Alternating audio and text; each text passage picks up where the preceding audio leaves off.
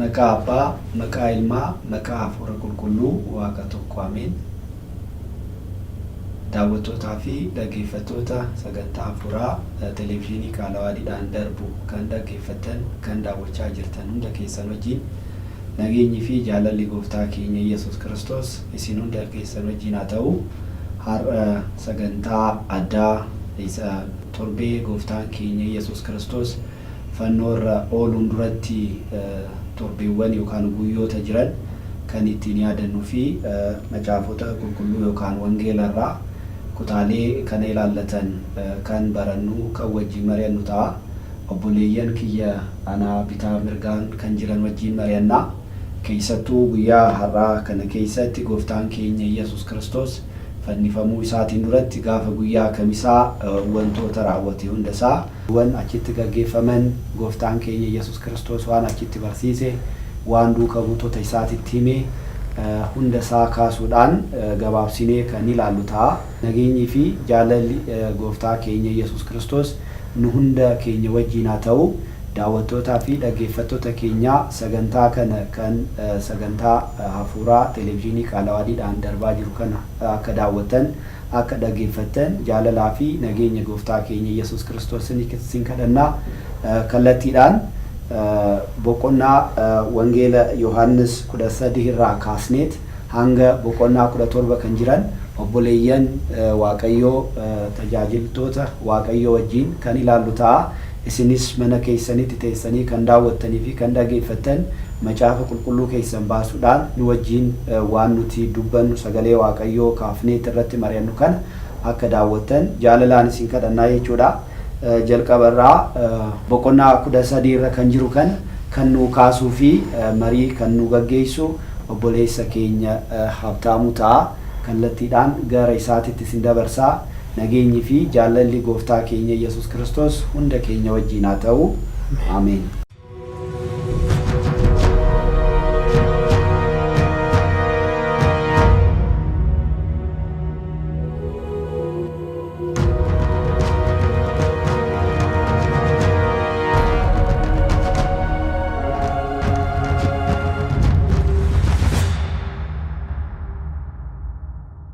Galanni fulfinni Waaqa keenyaaf uumaa keenya Yesuus Kiristoosiif bara baraan haa ta'u. Ameen. Waaqayyo guyyaa kana akka mari'annuuf waa'ee isaatii kaasnee akka dubbannuuf maqaa isaa ol akka kaasnuuf yaada isaa hundumaa immoo akka nuti dubbannuuf Waaqa nu gargaareef galanni fulfinni guddaan haa ta'u. Ameen. Waaqayyo jecha kana keessatti waa inni nutti dubbatuu fi akkasumas immoo jecha isaa warra dhaggeeffatanii hundumaaf waa inni dubbatu waa inni qabuuf akeeka isaa hundumaa jecha isaa keessatti waa inni dabarsuuf Waaqayyo ammas nutti dubbate waan gaarii waan inni nuuf qabu hundumaa nu keessatti akka inni bushuuf fedha isaaf jaalala isaa nuuf haa ta'u. Ameen. Egaan Gooftaan keenya Yesuus Kiristoos ayyaana Faasikaan dura yookaan immoo fannifamuudhaaf gara fannootti deemuudhaaf aarsaa ta'ee dhala namaa hundumaaf of kennuudhaaf egaan wangeela Yohaannis boqonnaa 13 lakkoofsa 4 kaasnee gaafa laallu kanaafis irbaata irraa ka'ee wayyaa isaa ofirraa fudhee ka'ee erbee tokkos fuudhee mudhiitti suqqateera. Xuwwee miillatti bishaan buusee miilla bartootaa dhiqeera. Miilla bartootaa maal godhe? Inni dhiqeera. Luqaas 12 irratti gaafa laallu Gooftaan keenya Yesuus Kiristoos xuwwee kana fudhatee yeroo miilla bartootaa miicuu wanta garbi tokko yookaan immoo garbicha ta'ee nama bitamaa jiru tokko wanta inni hojjechuudhaaf jibbu Gooftaan keenya Yesuus Kiristoos wanta inni jibbu keessaa inni tokko irbaata erga warra isaa yookaan immoo kooftolii isaa erga nyaachisee booddee miilla isaanii erga miicee booddee deebi'ee miilla isaanii miicee kee dhaqee irbaata nyaachuun garbicha yookaan immoo nama garbummaatiin bitamee tajaajilaa jiru tokkoof du'a isaati. Gooftaan keenya Yesuus Kiristoos wanta inni raawwate keessaa erga inni irbaata sana erga qophaa'ee booddee irbaaticha nyaachuu dhiisee irbaatarraa ka'eetu miilla isaanii gadi jedhee miiceedha. Miilla isaanii gadi jedhee miiceedha. Wanta garbi tokko jibbu Gooftaan keenya Yesuus Kiristoos nu fayyisuudhaaf nu barsiisuudhaaf karaa isaatiin immoo akka nuti adeemnuuf daandii isaatiin akkasuma adeemnuuf.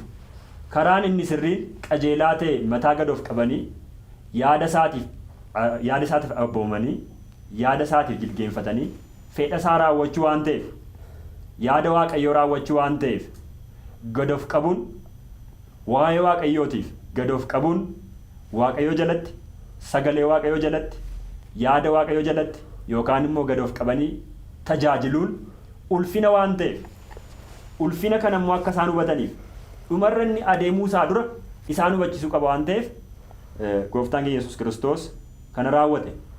Erga kana raawwate booddee gara irbaatatti deebi'edha. Erga miilla isaanii miicee booddee gara irbaatatti deebi'edha. Hundumaafuu galanni waaqayyoof haa ta'u. Ameen. Egaan gooftaan keenya Yesuus Kiristoos maqaan isaa bara amma baraatti kan galatameef kan kabajame haa ta'u. Ameen. Inni waan guddaa raawwate waan guddaa nu barsiiseera. Inni waan raawwate keessaa inni kun isa guddaadha. Maaliif jireenya keenya keessatti wanta nu wajjin deemu jireenya keenya keessatti wanta nu biraa hin hafne wanta raawwachuu qabnu wanta guddaa mataa isaa gad of qabee nu barsiisee darbeera. Yeroo inni miilla isaanii miicee sana Phexros miilla koo miicuun qabdu jedhe. Miilla koo miicuun sirraan eegamu gooftaati miilla koo miicuun qabdu jedhe. Gooftaan Yesuus Kiristoos Phexrosiif asirratti wanta inni dubbate qaba. Yoo ani miilla kee si miicuudhaa baadhee ati na wajjin hirmaannaa hin qabdu jedhe. Miilla kee yoon si miicuudhaa baadhee ati maal hin qabdu? Ana faana hirmaannaa hin qabdu. Ana faana qooda hin qabdu ittiin jedhedha. Yaa saba Waaqayyoo asirratti wanta nuti hubachuu qabnu yoo Waaqayyoo nu qulqulleesse malee qulqullaa'oon Kiristoos biraa yoo nu ta'e malee miicamne qulqulloofne Waaqayyoof yoo isumaan adda baane malee dhiiga isaa qulqulleessuun yoo qulqulloofne malee yaada isaa fi hafuura isaatiin yoo qulqulloofne malee sagalee isaa nu qulqulleessuun yoo qulqulloofne malee Waaqa biraati qooda hin qabnu. Sagaleen inni nu qulqulleessu kun sagaleen inni nu miicu kun akka nuti qooda isaa wajjin qabaannu inni nu taasisu waliigaltee akka isaa wajjin qabaannu hirmaannaa akka isaa wajjin qabaannu nu taasisu sagalee isaa akkasumas hafuura isaa akkasumas immoo yaada isaatiin gaggeeffamu waan ta'eef Waaqayyo akka inni nu miicuuf akka inni nu qulqulleessuuf hansaa akka inni nu godhatuuf miilla isaa jalatti isaaf bitamne akka jiraannuuf fedha isaaf jaalala isaa nuuf haa ta'u. Inni isin miicaa jennaan nan miiciin hin jedhiina. Phexros nan miiciin jedhee ture. Inni isin miicaa isin qulqulleessaa jennaan qulqullaa'uudhaaf of kennaa. Inni ni qulqulleessu amanamaadha. Inni ni qulqulleessuun isaati qulqulleessuu isa har'a nu qulqulleessee booritti xuroof nuti hin ta'in qulqulleessuu bara baraati. Galanni maqaa isaatiif haa ta'u. Ulfinni maqaa isaatiif haa ta'u. Egaan kana raawwatee gooftaan keenya Yesuus Kiristoos yoo ani si miicce yoo ani si qulqulleesse malee ana biraa maal hin qabdu jedhee qooda hin qabdu ittiin jedheedha. Phexros isaa booddee yaa gooftaa akkas taanaanoo maal koo qofaa miti miilla koo qofaa osoo hin ta'in harka koos mataa koos dhagna koo hundumaa namichi ittiin jedheedha. Egaan isinoo jecha kanaan dubbii kanaan hundumti keessan qullaa'oodhaa qulqullooftaniittu ittiin jedheedha. Inni nu qulqulleesse inni nu miicce hansaa inni nu godhate maqaan isaa bara amma baraatti kan galatame kan kabajame haa ta'u. Egaan erga kana raawwate booddee gooftaan keenya Yesuus Kiristoos gara irbaataatti deebi'ee irbaata sanarras hin taa'e irbaata sanarra erga taa'e booddee maal raawwate yoo nu jenne irbaata sana eebbisee Waaqayyoon galateeffate irbaata sana eebbisee dura kuni dhagna kooti kun foon kooti isin gidduutti hirmaadhaa jedhetu kutee isaaniif laateera. Isaa booddees xuwwee sana fuudhee xuwwee daadhiin wayinii yookaan immoo wayiniin sun isatti qophaa'e dhiiga isaas isa fakkeeffamu sana isas ol fuudheetu egaa kuni akkasiin boor itti qulqullooftaniif akkasiin qulqullooftanii akkasiin miiccamtaniif yookaan immoo cubburraati akkasiin adda baataniif isin wajjiniin waadaan ani galu kakuu isa haaraati kanaafi isin gidduutti kana hirmaadhaa kakuun haaraan nuti hundumti keenya kan itti hirmaannu ta'u kan keessaaf kuni nama akkasiiti kun nama akkasiiti kun sooressa kun durba jedhamee kan ittiin adda baamu tun ta'e hundumti keenya ameen jennee fudhanne yoo ameen jennee fudhanne immoo hundumti keenya Waaqayyoof kakuu haaraatiin yookaan immoo Waaqayyo dhiiga isaatiin kan ittiin addan nu baasu kan addan ittiin nu baasu waan ta'eef as wangeela Maatewos boqonnaa 26 lakkoofsa 27 irratti akkuma dubbatame hirmaadhaa kun kakuu haaraa ani isin wajjiniin galudha. dhiifamuu cubbuu namoota baay'eedhaaf boor fannoo irratti kan dhangala'udha. Gara fuulduraattis haa ta'u boor guyyaa jimaataa irratti dhiiga isaa dhangala'u boor guyyaa jimaataa irratti dhiiga isaa dhangala'ee itti qulqulloofnu gooftaan keenya Yesuus Kiristoos isaan akka isaan hirmaataniif kun isa boor ta'uudha jedheetu hodhaa kun dhiifamuu cubbuu nama baay'eedhaaf kan kennamu dhiiga koo isa boor fannoo irratti dhangala'uudha hirmaadhaa jedheetu kan kakuu haaraa isin wajjin ittiin galu dhiiga koo jedheetu isaaniif kenneera. Kakuun haaraa akkuma kakuun moofaa dhiigaan murteeffame yookaan immoo dhiigaan dhaabbate. Seera ba'uu boqonnaa 24 lakkoofsa 8 irratti Museedhaaf Waaqayyo abboommii hundumaa kitaabichas dubbisiif yoo isaan immoo abboommii kana hin hojjanna yookaan immoo raawwanna wanta Waaqayyo jedhe yaada isaan raawwanna jedhanii yoo isaan walii galanii kakuu kana isinii wajjin kakuun gala jedhetti himi jedhee akkuma Museetti dubbate. Museenis immoo dura qalma qopheessee hoolaa qalee achi booddee dhiiga hoolichaa xuwweetti naqee erga qopheessee booddee iddoon aarsaan itti dhiyaatus erga qopheessee booddee Museen wanta ni raawwate tokko qaba. Maal godhe kitaaba kakuu sana isaan fuulduratti dhaabbateetu isaaniif dubbiseedha.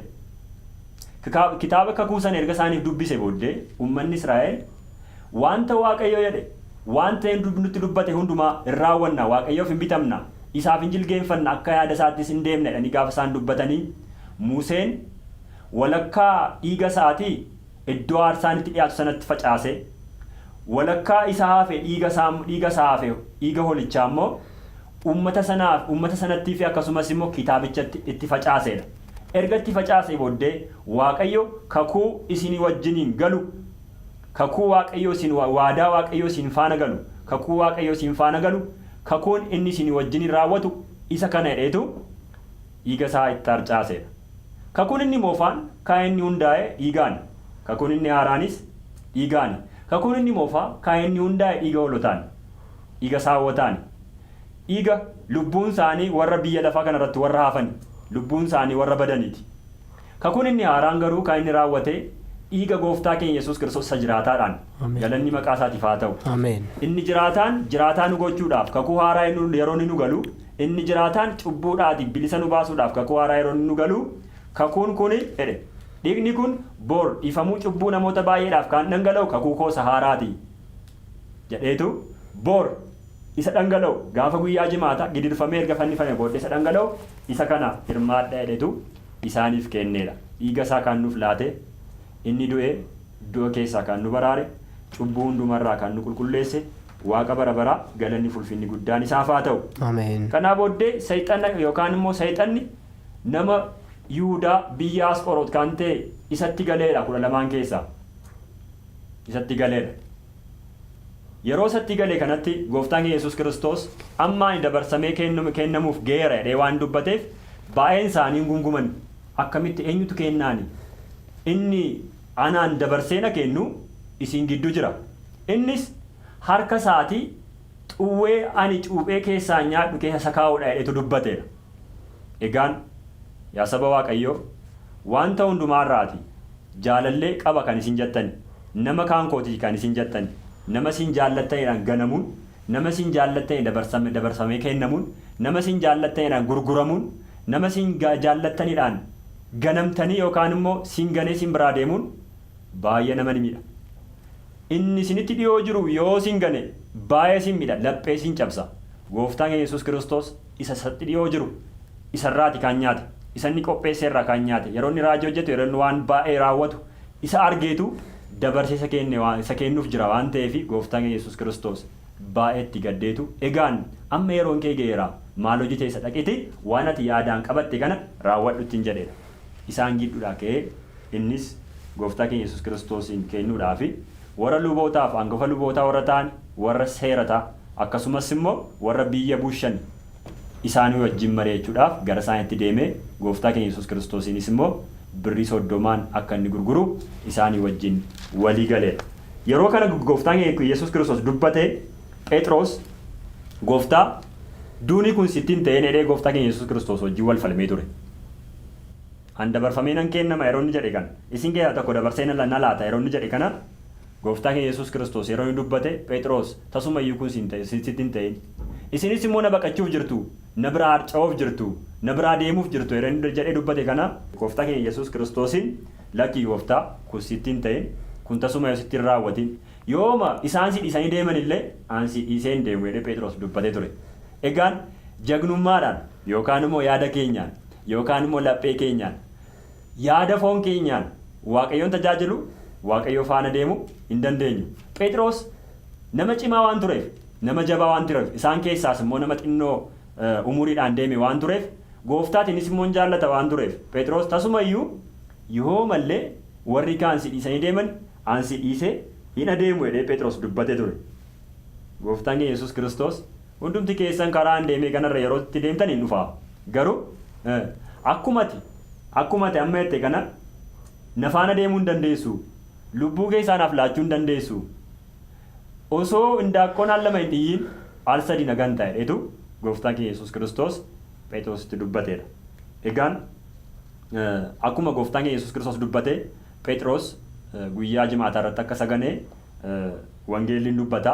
Haa ta'u iyyuu malee booddee irratti Phexros boo'icha guddaadhaan boo'ee gara gooftaatti deebi'ee gooftaadhaan tajaajiluudhaaf kutatee ka'ee hamma dhumaatti immoo mormi isaallee hamma inni gadi gombifamee rarraafamutti Phexros aarsaa guddaa kaffalee waa'ee Kiristoos wanta guddaa lallabee dhugaa beera waan ta'eef nutis bara jireenya keenya keessatti hafuurri qulqulluun nu gargaaree fedha foonii fi yookaan immoo yaada fooniitiin oofamnee otoo hin ta'in akkuma ijoollee waaqarraatti dhalatani warra waaqarraa dhalatani hafuura waaqayyootiin warra gaggeeffamanitti yaada waaqayyoo raawwanne akkuma dukaa butoonni isaa waa'ee isaa dhugaa bu'anii akkuma Phexros dhumarratti waa'ee isaa dhugaa darbe nutis bara jireenya keenya keessatti waa'ee isaa dhugaa baane waan ta'an saatii ta'e hundumaa ol kaafne waan sa'an ta'e hundumaa addunyaa hundumaaf labsine akka nuyi barri keenya kanaan akka darbuuf fedhaaf jaalala waaqayyoo nuuf haa ta'u.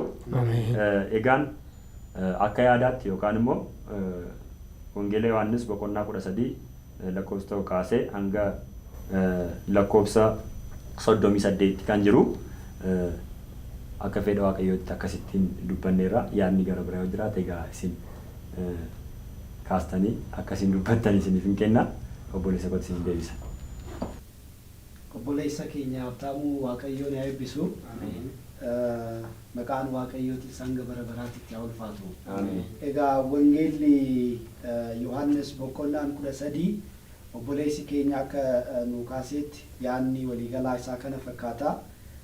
Akka dubbisnetti wangeelli kun gooftaan keenya Yesuus Kiristoos jimmata fannifamuudhaaf guyyaa kamisaa irra jira. Kanaaf guyyaa dhumaarra jira jechuudha. Gara fannootti deemuudhaaf guyyaa dhumaarra jira. Guyyaa fannoodhaaf naannoo sa'aatii muraasaatu hafa. Yaadrimee kana keessa osoo jiru gooftaan keenya Yesuus Kiristoos jaalalli isaa garuu hin jijjiiramu. Wanti baay'ee nama gammachiisu kana. Akka duuka buutoonni isaa isa ganan ni beeka. Yihuudaan akka isa gurguruudhaaf deemaa jiru ni beeka. Phexros akka isa ganu ni beeka. Namoonni birootis isa wajjin akka hin dhaabbanne ni beeka. Garuu gooftaan keenya Yesuus Kiristoos biyya lafaa kana keessa gara abbaa dhaquudhaaf yeroo isaa akka ga'e ni beekee inni biyya lafaa kana keessatti kan isaa warra ta'an akkuma jaallate hunda isaanii akka jaallateetti nutti hima. Wangeelli Yohaannis boqonnaa 13 lakkoofsi 1 jechuudha. Hanga bara baraatti akka ganan ni beeka garuu ni jaallata. Akka diisaniitti adda faca'an ni beeka garuu ni jaallata. Gooftaan keenya Yesuus Kiristoos yeroo hammaataa yeroo badaa ta'e kana keessatti jaalalli isaa hin jijjiiramne. Jaalalli isaa hin jijjiiramne. Kana qofaa miti obboleessi keenya akka kaasetti xuwweedhaan bishaan qabateet marxoo marxeeffateet huccuu hidhateet miila isaanii dhiquudhaaf ammas hin jijjiiramne gooftaan. Miila Yihudaa dhiqaa jira ammas. Miila Phexros dhiqaa jira ammas. Nyaata waliin nyaachaa jira ammas. Hin jijjiiramne gooftaan kun. Jaalalli isaa kaleessa biyya Galiilaa irratti cubbamtootaaf agarsiisaa ture sun ammas yeroo du'aaf deemutti yeroo murtaa'aa ta'e kana keessatti yeroo waaqayyoon kaayyoo fi karoora isaa keessatti gooftaan keenya Yesus Kiristoos harka cubbamtootaatiin du'u gooftaan Yesus Kiristoos osoma beeku akka isaan jaallachaa ture ni beeyna. Inumaa haala teessuma isaaniitis gaafa ilaal Yesus Kiristoos gaafa biddeena yookiin nyaata sanirraa qoodeeti Yihuudaadhaaf akka kenne ni ka'a macaafichi. Qoodee cabseet akka kenneef ni ka'a. Jaalala agarsiisa kun. Macaafa Ruut boqonnaa 2:14 irratti deemnee itti gaafa ilaallu jaalala dhugaa agarsiisa. Gooftaan hin jijjiiramne ammas kutee kennuun isaatis isa cinaa jiraachuu isaa agarsiisa jechuudha. Akkuma amma tolaan cinaa jiru kanatti isa cinaa jiraachuu isaa baay'ee itti dhiyaateetti kan bira jiraachuu isaa agarsiisa jechuudha. Kunis jaalalli gooftaa Yesus Kiristoos dadhabdoota taanus isaaf kan hin bitamne taanus baay'ee kan nu jaallatu. Macaafa kana keessatti yaa ijoollee koo jedhee siyaaf gooftaan keenya Yesus Kiristoos ammas hin jijjiiramne jechuudha. Yesus mee yaada kanarratti obboleessi keenya Darajjeen wanti itti dabalu yoo jiraate isattanis hin dabarsaa. Daawwattootaa fi dhaggeeffattoota sagantaa Hafuuraa televezyiinii Qaalawaadii darbaa jiru kana kan daawwachaa kan dhaggeeffachaa jirtan hunda keessan wajjin nageenyi fi jaalalli gooftaa keenya Yesus Kiristoos isin wajjin haa ta'u. Warra televezyiinii amma banattaniif mariin gaggeessaa jirru marii gaafa guyyaa kamisaa gooftaan keenya Yesus Kiristoos duuka buutota isaa wajjin guyyaa dhumaa kanarratti wanta isaaniin jedhe wanta isaan itti himee fi wanta isaan barsiise wanta isaan wajjin raawwate irratti mari'achaa jirra. Boqonnaa booda kan wal agarru ta'a. Nageenyi fi jaalalli gooftaa keenya Yesus Kiristoos nu hunda wajjin haa ta'u.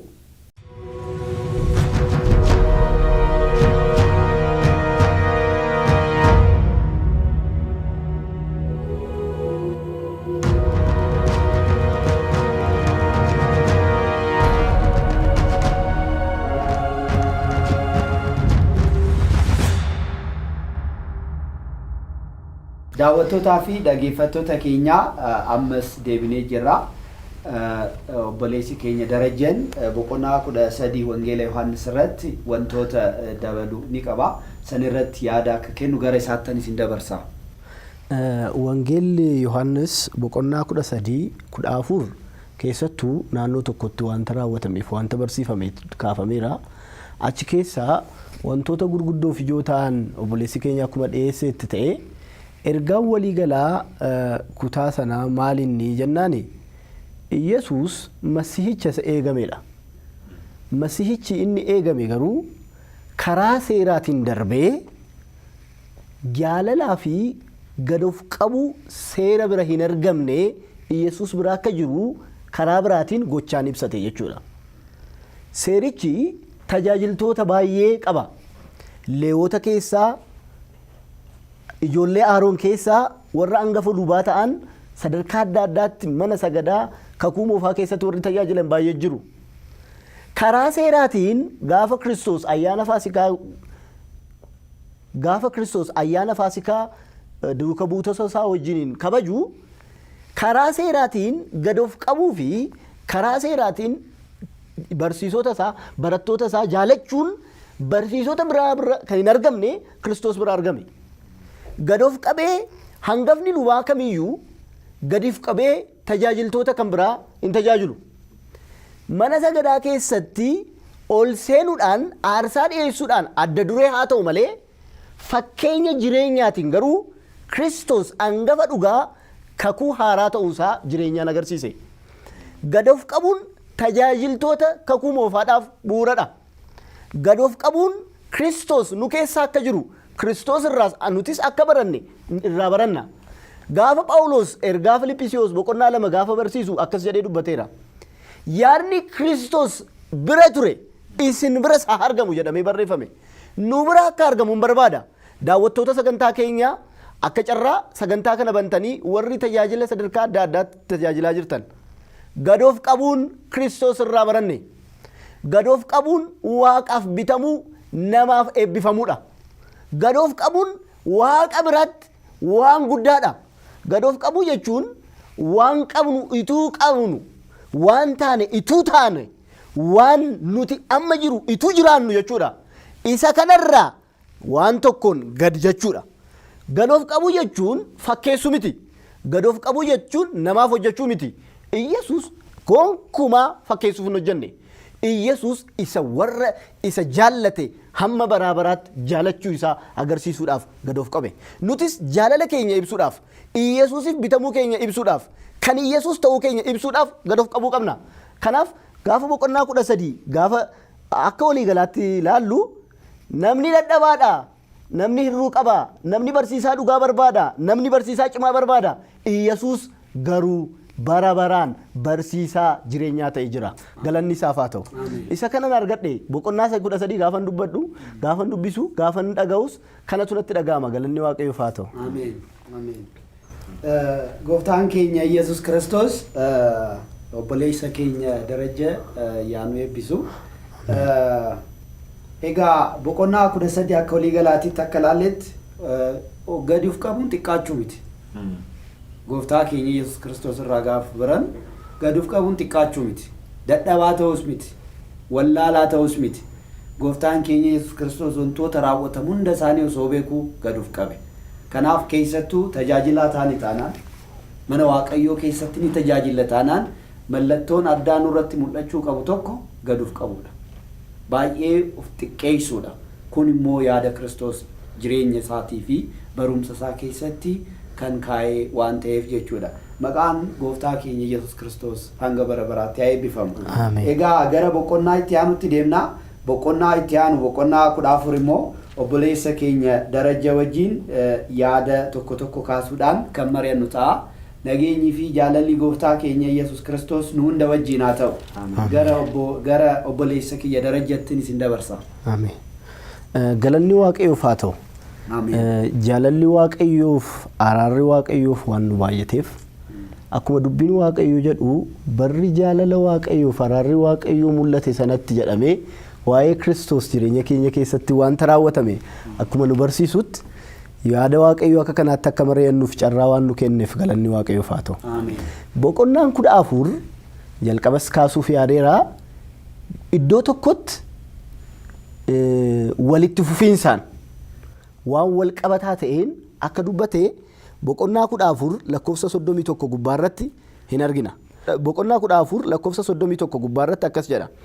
Garuu ani abbaa jaalachuu koo akka abboommii abbaan anaaf kennettis hojjechuu koo biyyi lafaa haa beeku. Ka'aa egaa itti adeemna jedhe. Kanaaf yeroo kana boodadha sochii kan jalqaban malee boqonnaa 13 fi 14 dhuma tokkotti raawwatame. Boqonnaa 13 keessatti wanta kaa'ame ituun kaasiin boqonnaa 14 kaasuudhaaf nama rakkisa. Tokkoffaa Kiristoos gaafa irbaata sana keessatti hirmaatan duuka butoonni Kiristoos wajjiniin irbaata keessa gaafa hirmaatan wanta lamatu ta'eera.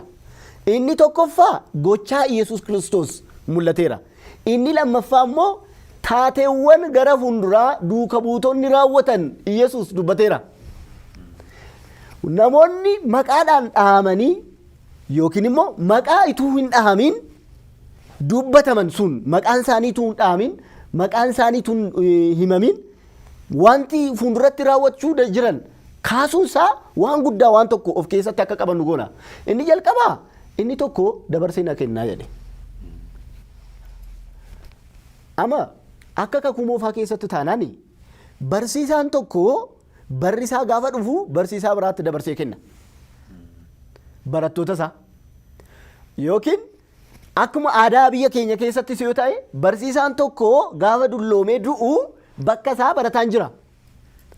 Barattoota isaa keessa immoo adda duree kan ta'e Phexros bariisaa jechuudha. Ituu aduun hin bahin hindaaqqoon si'a sadiituun iyyiin si'a lamatuun iyyiin ati immoo si'a sadii naganta jedhee dubbate. Kanaaf duuka buutota keessaa shakkiin tokko uumameera. Waan tokko yaaduun isaa nafu. Kanaaf Iyesuus boqonnaa 14 gaafa jalqabu akkas jedhee dubbate. Iyesuus itti fufee bartoota isaan garaa keessan hin raafaminaa. Garaan keessan hin raafaminaa.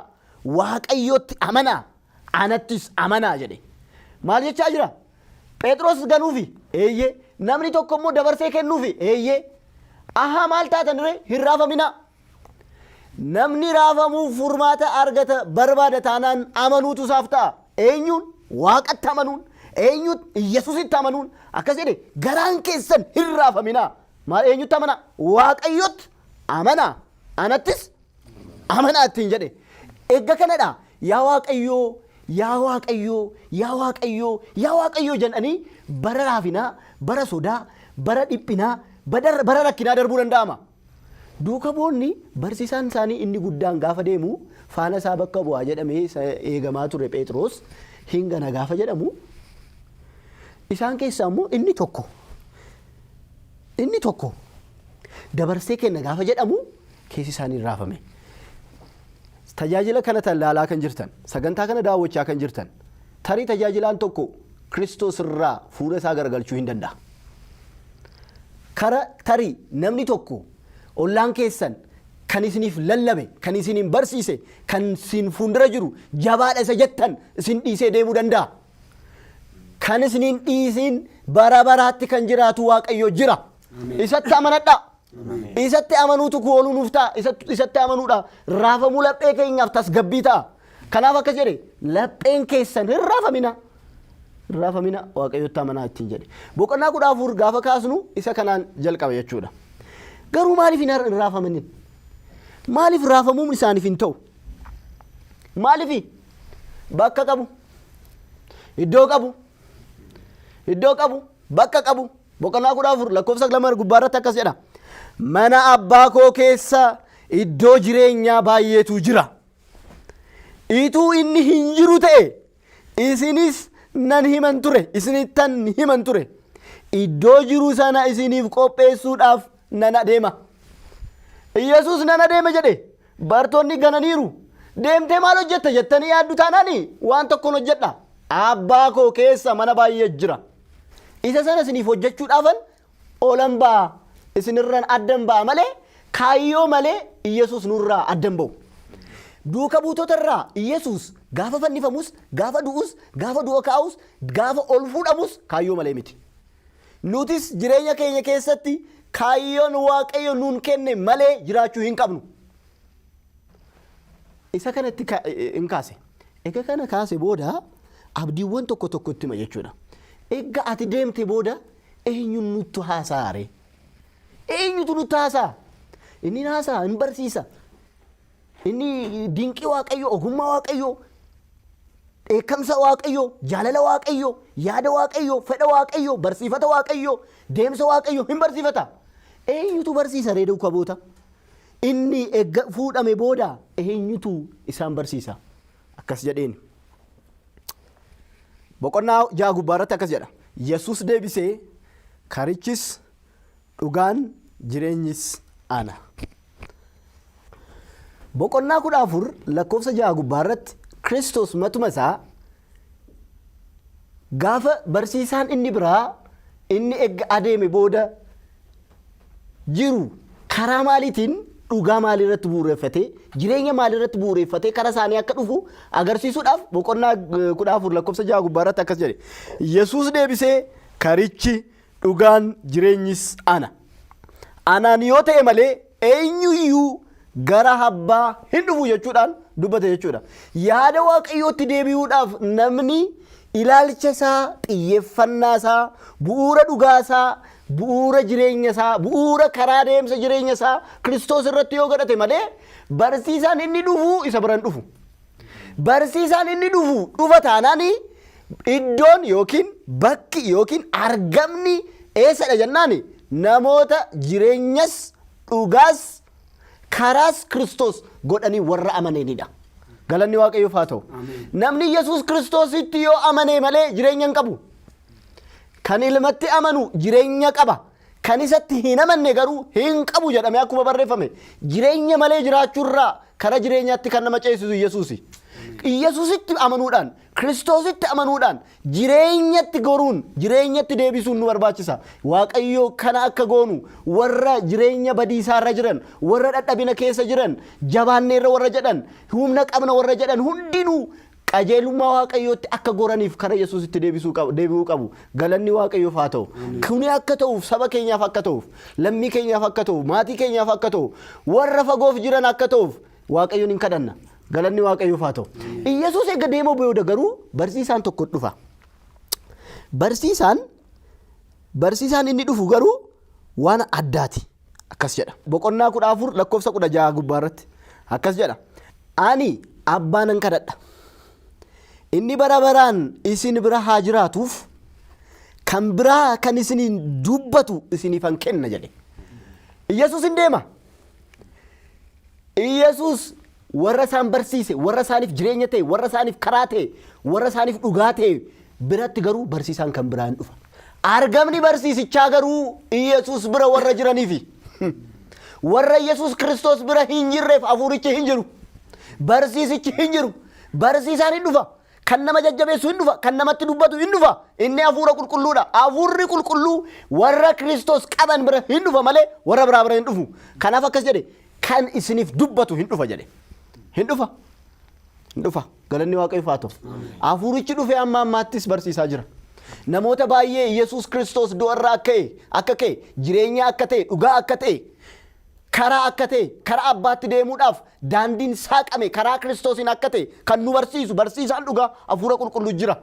Isa malee namni Kiristoosin hubachuu hin danda'u. Isa malee qalbiinsaa yaadnisaa hubannaansaa jijjiiramuu hin danda'u.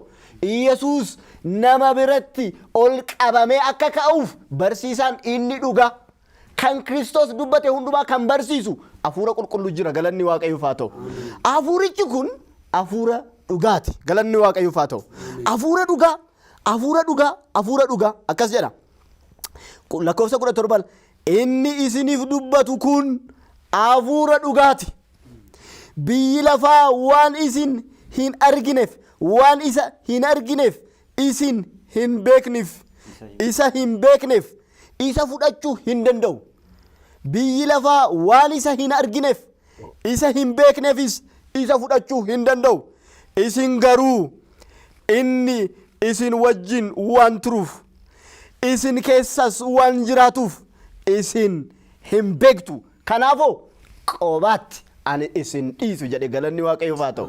Waaqayyo kophaatti naman dhiisu. Waaqayyo kophaatti naman gadhiisu. Waaqayyo kophaatti naman gaggeessu. Galanni maqaa isaaf haa ta'u. Iyesuus hin qabanne taanaan kophaa keenya miti. Kiristoos wajjin jira taanaan kophaa keenya miti. Innoo dubbateera wangeela Maatiyos boqonnaa 28 gubbaarratti ani bara baraan isin wajjiniin jiraadha jedhee dubbate. Galanni isaaf haa ta'u. Iyesuus amanne taanaan Kiristoositti amanne taanaan Waaqayyo kophaatti nun dhiisu. Hafuurichi nu wajjin jira. Inni dhugaa ta'e nu wajjin jira. Inni dhugaa ta'e nu keessa jira. Namni kan Waaqayyo ta'e keessa isaatti hagga argamuuf hin barbaada taanaan karaa Kiristoositti haa dhufu. Namni kun barbaada ammas nagaa barbaada, jaalala barbaada, fayyaa barbaada, sammuu gaarii barbaada. Garuu kana hundaa argachuudhaaf bu'uurri isaa waan tokkodha. Innis Yesuus Kiristoos kan ilma Waaqayyo ta'edha. Galanni Waaqayyoof haa ta'u. Galanni Waaqayyoof haa ta'u. Wantoota adda addaa kaasnee kutaa kana waan baay'ee kaasnee itti fufuu dandeenya. Garuu Yesuus gaafa barsiisu aannan deemaa gaafan deemuu bakka isiniif qopheessaa hafuurichi hin dhufaa dhugaa hundumaatti isin geessa jedhe. Galanni Waaqayyoof haa ta'u. Galanni maqaa isaaf haa ta'u. Ameen. Daawwattoota keenya Waaqayyoon nu gargaareeti. Waaqayyoon nu barsiisaa jira. Egaa boqonnaa 14 obboleessi keenya akka kaasetti yeroo hammaataadha. Gooftaan duudhaaf deema.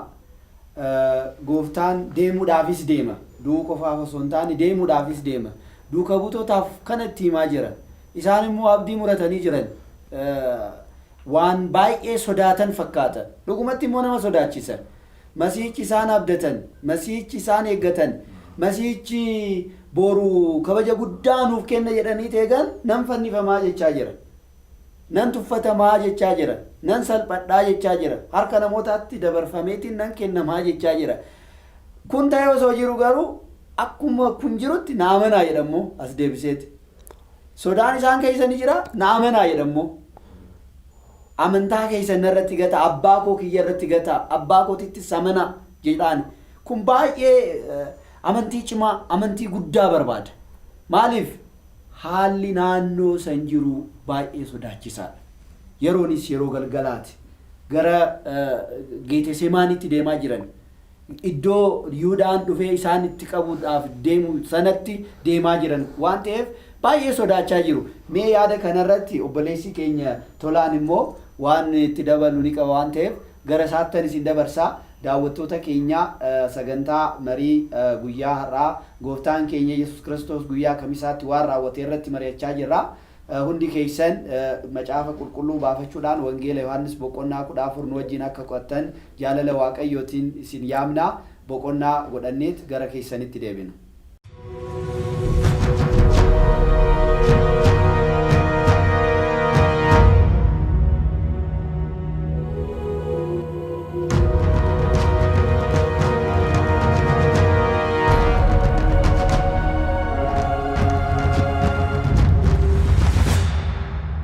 Egaa boqonnaa 14 amma irratti mari'achaa jiru kanarratti obboleessi keenya Tolaan waan itti dabalu ni qaba. Gara isaattan isin dabarsa. Galanni gooftaa keenya fayyisaa keenya Yesuus Kiristoosiif haa ta'u. Gooftaan keenya fayyisaan keenya Yesuus Kiristoos boqonnaa 13 kaasee obboleessi keenya barsiisaa Habtaamus kan haasaa ture. Ammas immoo obboleessi keenya Darajjiin kan inni haasaa ture. Lamaan isaayyuu gooftaan keenya namoota isatti siiqaniif namoota jaallatuun akka isaan borii hin banne karaa qajeelaa irra akka isaan deemuu danda'aniif akka nama kan isaatti sanni gorsachaa jirudha. Dhaamsa nagaatti waan namaan jechaa jiru tokko natti fakkaata yeroon taa'ee ilaalu jechuudha. Haa ta'u iyyuu malee garuu nama jaallatu tokko irraa yerootii adda baatu yookaan obboleessa kee haa ta'u obboleettii kee haa taatu yookaan namootuma ati barsiisaa turte iyyuu haa ta'u yeroo adda ba'uudhaaf jettu bor karaa isaanitti dhufu hundumaayyuutti maatii adeemta. Kanaaf egaa gooftaan keenya Yesuus Kiristoos asirratti kan inni kaase hin dhiphatiinaa hin sodaatinaa kan jedhu kaase jalqaba irratti garaan keessan irraa samiin. Ani jecha kanarraa waan hunda isaa bareedaa dubbachaa ooltan waan ta'eef idduma tokkoon kaasuu barbaada. Maal jedhee anis abbaan koos deebinee dhufna isin birattis immoo mana jireenyaa hin godhannaa jedha. Boqonnaa 14 lakkoofsa 23 irratti. Jecha kana Ibroota boqonnaa 3 lakkoofsa 4 irratti immoo tokko namaaf iyyuu Waaqayyo mana jireenyaa qopheesseera. Hundumaa kan qopheesse garuu Waaqayyoodha jechi jedhu tokko kaasa. Jecha kana walitti fidee gaafa ilaallu gaduuf qabummaa akkaataatti jiraachuu dandeenyu hunda nutti himaa oole. Keessumattuu waan inni nu barsiisaa oole dubbii sagalee isaa kanarratti jireenyi keenya akka nutti salphatuuf kan nu fayyadudha. Namni tokko ofirra rarraasne taanaan yookaan of hin dhiibne taanaan of hin tuulle taanaan jiraachuun itti salphata. Nama of tuule tokko garuu nama iddoo guddaarra of kaa'e tokko garuu jiraachuun illee itti ulfaata akkuma kana. Maaliif lafa of kaa'e sanaatii of fuudhuu dadhaba waan ta'eef. Namni garuu waan hundumaaf dhimma hin qabne hundumayyuu Waaqayyotti laatee kan dhiise guddaan Waaqayyo ta'uusaa kan dhamane jaalalaan immoo obboleessi isaa ol ta'uusaa kan dhamane tokko jireenya salphaa jiraachuu danda'a. Wanta ta'u hunda gammadee waan raawwatuuf yeroo siif raawwatu itti gammadaa raawwata. Yeroo isa kaanis raawwatu siif gammadaa raawwata waan ta'eef. Kanaaf egaa gooftaan keenya Yesuus Kiristoos maal jedheera? Akka abbaa fi haadha namoota hin qabne isiniin hin dhiisnu kophaatti. Deebi'een dhufa gara keessan. Isin duukas nan jiraadha jedheera.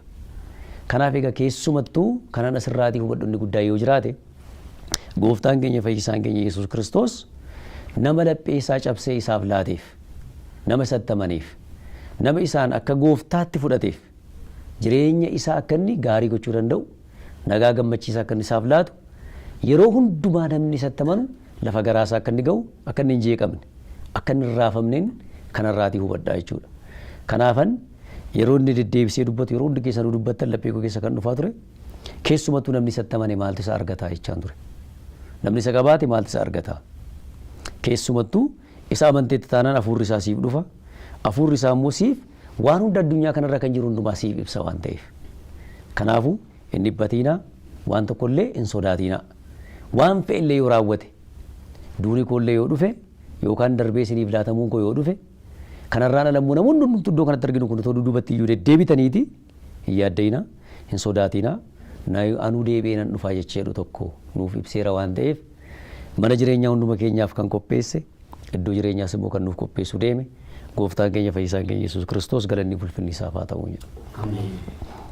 Obboleessi keenya Tolaan yaa eebbifamu. Ameen. Egaa Waaqayyoon waan hedduu nu barsiisaa jira jechuudha. Waaqayyoon sagalee isaa irratti dhaabbachuudhaan hafuura isaa nu ergeet yaada keenya garaa keenya onnee keenya tokko godheet waa hedduu nu barsiisaa jira. Daawwattoonni fi dhaggeeffattoonni keenyaas waan hedduu akka argachaa jiran abdii guutuu qabna. Maqaan Waaqayyoo hanga bara baraatti haa eebbifamu. Egaa mee boqonnuma 14ffaa kanarratti obboleessi keenya Habtaamuun immoo waan itti dabalu yoo qabaate mee gara isaattan isin dabarsa.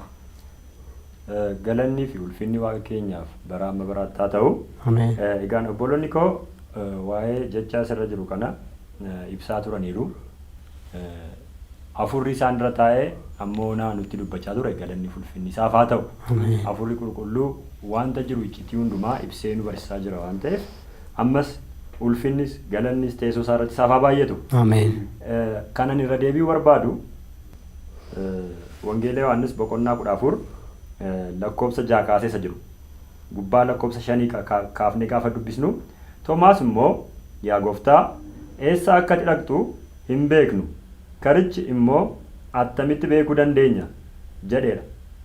Iyyesuus deebisee karichi dhugaan jireenyis ana karichi dhugaan jireenyis ana jedhe dubbateera gooftaan waan sadii dubbate. Sila obboleessi keenya darajjeen akkuma kaasee irra jetee dubbachaa akka ture ammas wanta irra jennee dubbannu waan ta'eefan irra deebi'u barbaade. Karichi dhugaan jireenyis ana erga jedhee booddee gooftaan Yesuus Kiristoos anaan yoo ta'e malee eenyu iyyuu gara abbaatti hin dhufedha. Anaan yoo ta'e malee eenyu iyyuu gara maalitti hin dhufu? Gara abbaatti hin dhufedha. Egaan gooftaan Yesuus Kiristoos abdii isaaniif kennee erga hin dhufe booddee irraafaminaa hin sodaatiin erga jechaa dubbachaa erga hin dhufe booddee waa'ee isaatii waa'ee maalummaa isaatii yeroon hubachiisee dubbatu annan dhaqaa nan dhufaas yeroo inni dubbate san karichas yeroo itti hime san karicha akkamitti beekna jedhee yeroo Toomaas deebisee isa gaafate karichi dhugaan jireenyis ana jedheera Kiristoos. Yaa saba Waaqayyoo wanta ammaa asirratti irra jennee dubbachuu qabnu wanta asirratti of eeggachuu qabnu yoo jiraatee fi karaanis dhugaanis jireenyis Iyyesuus malee karaan gara biraan hin jiru jireenyi gara biraan hin jiru akkasumas immoo dhugaan gara biraan hin jiru. Dhugaan dhugaadha jedhamee isaaf dhugaa hin baamne dhugaan inni sirriin dhugaa jedhamee kan dubbatamneef dhugaan inni sirriin dhugaan inni jiraataan Iyyesuus qofaadha. Akkasumas immoo karaan jireenyaa gara jireenyaatti kan nama geessu Iyyesuus qofaadha. Karaa kana alatti karaa balbala gara biraatiin karaa kana alatti karaa gara biraatiin namni nan gala jedhee yaadu yoo jiraate wangeelaa wajjin wal mormaa jira waan ta'eef yaada Waaqayyoo wajjin wal mormaa jira waan ta'eef inni abbaatti dhiyaachuu hin danda'u abbaas arguu hin danda'u waan ta'eef abbaa arguu kan dandeenyu akkasumas immoo mootummaa Waaqayyootti seenuu kan dandeenyu karaan inni sirriin inni dhugaan jireenya isa ta'e jireenya isa bara baraa inni ta'e Iyyesuus waan ta'eef karaa isaatiin akka gallu karaa isaatiin gallees immoo jireenya bara baraa akka jiraannuuf Waaqayyoo hunduma keenyaaf Waaqayyoo fedha isaaf jaalala isaa nuuf haa ta'u. Karicha kanaan alatti akka hin seenne dhugaa kana alatti dhugaa gara biraa wajjin akka hin deemne akkasumas immoo jireenyi isa kana waan ta'eef jireenyi karaa gara biraa jira jettanii karaa gara biraarra akka hin baane inni akka dubbate akka sagaleen inni dhugaa kun sagaleen inni jiraataa kun dubbatutti karaa isaan malee gara abbaatti dhiyaachuun hin danda'amu waan ta'eef balballi hoolotaa akkasumas tikseen gaarii karaa isa ta'e karaan daandii jireenyaa Iyyesuus qofaadha waan ta'eef karaa isaarra fullaane karaa isaarra deemne akka nuti mootummaa isaa dhaallu fedha isaaf jaalala isaa nuuf haa ta'u. Karaa adda biraatiin galuun karaa adda biraatiin deemuun inni yaada Waaqayyoo wajjin wal mormu waan ta'eef yaada Waaqayyoo wajjin wal mormaa akka nu hin jiraanneef akka nu hin argamneef Waaqayyoo Hafuurri Qulqulluu nu haa eegu. Kan nu barsiise maqaan isaan galatoome haa ta'u. Ameen. Jaalalli fi nageenyi gooftaa keenya Yesuus Kiristoos waan nu baay'ateef maqaan isaa hanga bara baraatti haa ulfaatu.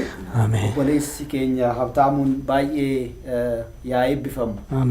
Egaa daawwattootaa fi dhaggeeffattoota keenya boqonnaa 14 haala kanaan goolabnee jirra. Yaadni isaa baay'ee bal'aadha. Yaadni isaa baay'ee nama boqachiisa. Yaadni isaa baay'ee nama gammachiisa. Sodaan duuka buutota keessa jiraatus gooftaan keenya Yesuus garuu hojii isaatiin barumsa isaatiin onnee isaanii guutaa jira. Akka isaan hin sodaanne akka isaan duubatti hin deebine haalli inni itti barsiisaa jiru baay'ee haala nama hawwachiisuu fi amantaa isaaniitiin dhaabbatanii hanga bara baraatitti mootummaa isaatitti akka galan kan taasisu ta'uusaa asirraa hubannaa jechuudha. Egaa gara boqonnaa 15tti dabarraa. Boqonnaa 15 immoo haala gabaabaa ta'een ana wajjin kan ilaallu ta'a. Nageenyi fi jaalalli gooftaa keenya Yesuus Kiristoos nu hunda wajjin haa ta'u. Dhaggeeffattoota keenya macaafa qulqulluu keenya baafannee gara boqonnaa 15tti deemnaa. Boqonnaa fudhanneet gara keessanitti deebina.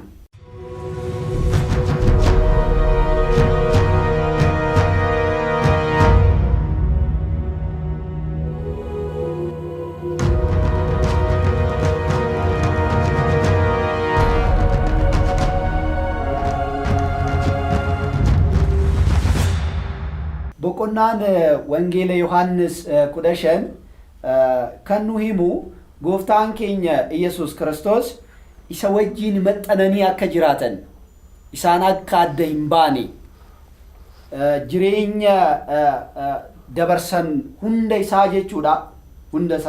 Isa wajjin dabarsuu akka qaban gooftaan keenya Yesuus Kiristoos ni ka'a. Keessattuu boqonnaa 14 irratti akka dubbannetti gooftaan keenya Yesuus Kiristoos waa hunda dursa isaanitti himaa jira. Sobeetii miti kan isaan yaame, gowwoomseetii miti kan ofitti yaame, waan jiru hunda isaa dugugee himaafii jira isaaniif. Akka hin sodaanne, maaliif akka hin sodaanne? Wanti dhufu ni jira, dukkanni dhufu ni jira, jibbamuun ni jira, namni isaanitti dheekkamuun ni jira, tumamuun ni jira, namarraa fo'amuun ni jira. Kanaaf sodaan baay'een isaan keessatti, cinqiin baay'een isaan keessatti dhufuudhaaf deema. Kana akka hin sodaanne eega isaanitti himee booda boqonnaa 15 irratti kan isaaniin jechaa jiru maal inni mukichi waynii inni dhugaa anaa jechaa jira. Mukicha dhaabee kan eegummoo abbaa kootii jechaa jira. Gooftaan keenya Yesuus Kiristoos mukicha waynii jedhame kana wangeela dhaabaa jira. Amma inni jireenya bara baraa dhaabaa jira. Lubbuu isaa kennuudhaan, jireenya isaa kennuudhaan karaa dhugaa ta'e, karaa innummaanuu karaa ta'etti karaa isaa sana malee karaa biraa kan hin jirre ta'uu agarsiisaa jira. Jireenya dhugaa ta'uusaa agarsiisaa jira. Dhugaa tokkichaa isaa san malee dhugaan biraallee kan hin jirre ta'uusaa agarsiisaa jira. Kanaaf mukichi waynii inni dhugaa ana jechaa jira gooftaan keenya Yesuus Kiristoos. Qotee bulaan immoo kan mukicha kana eegu immoo abbaa kooti jechaa jira. Waa'ee jireenyaa gaafa haasofnu waa'ee Yesuus qofa haasaa jirra jechuudha. Nuti achi keessatti dabalamnee jirra. Nuti achi keessatti makamnee jirra. Mukichi waynii isa nuti haafa isaati. Haafa isaa taane taanaan mukichaan adda ba'uu hin dandeenyu. Sodaan jiraachuu mala. Gooftaan dukkanaa jiraachuu mala. Wanti nu sodaachisu, wanta jireenya irraa adda nu baasu dhufuu mala. Wanti fannoo gara fannootti nu oofu jiraachuu mala. Garuu mukichaan adda ba'uu hin dandeenyu. Mukichi nu qabatee jira waan ta'eef. Mukichi guddaan sun kan itti hammatamne, kan itti qabamne, kan itti jiraanne, kan itti dhaabbanne waan ta'eef kanarraa adda ba'uu hin dandeenyu. Kanaaf gooftaan keenya Yesuus Kiristoos anatti qabadhaa jiraadhaa jedha. Jiraachuudhaaf Kiristoosiin adda ba'uu hin dandeenyu. Kan qabachuu dandeenyu isaan adda ba'uu hin dandeenyu. Jireenya dhugaa ni barbaanna taanaan, jireenya bara baraa ni barbaanna taanaan, jireenya gammachuu ni barbaanna taanaan, jireenya cinqii keessaa nama baasu ni barbaanna taanaan kan qabachuu qabnu Yesuus Kiristoos qofaadha. Ameen.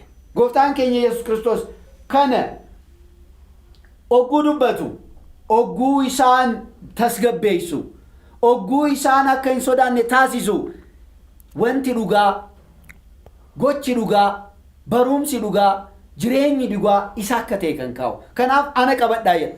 Isa qabachuu jechuun maal jechuudha? Waa hunda keenya isarratti gatu. Ameen. Waa hunda keenya isarratti dhiisu. Nuti beekaa muka tokkorraa haafni tokko addaan ba'ee taanaan wanti isa eeggatu goguudha. Ibiddatti darbamuudha. Deebi'eetis makamuu hin danda'u. Adda ba'ee jira waan ta'eef, muramee jira waan ta'eef. Nuti ofii keenyaa dhaabbachuu hin dandeenyu. Jireenya kophaa keenyaa hin qabnu. Jireenyi keenya tokko, dhugaan keenya tokko, karaan keenya tokko, mukni tokko, abbaanis tokko. Nuti muka dhaabbate kanarratti akka haafaatti jireenya kanarraa fudhanna, dhugaa kanarraa fudhanna, karaa kanarraa fudhanna. Jireenya kanaan adda ba'uu hin dandeenye, muka kanarraa adda baanee hin dandeenye. Gooftaan keenya Yesuus Kiristoos kana kaasaa jira. Yeroon hammaataadhaa fannoon dhufaa jira, dukkanni dhufaa jira, gara Geetesemaanitti deemaa jiranii, Yihuudaan boodanii dhufaa, warra waraana baadhatee qabatee ni dhufaa, luboota qabatee dhufaa, barsiisota qabatee dhufaa, warra Kiristoos ajjeesu qabatee dhufa.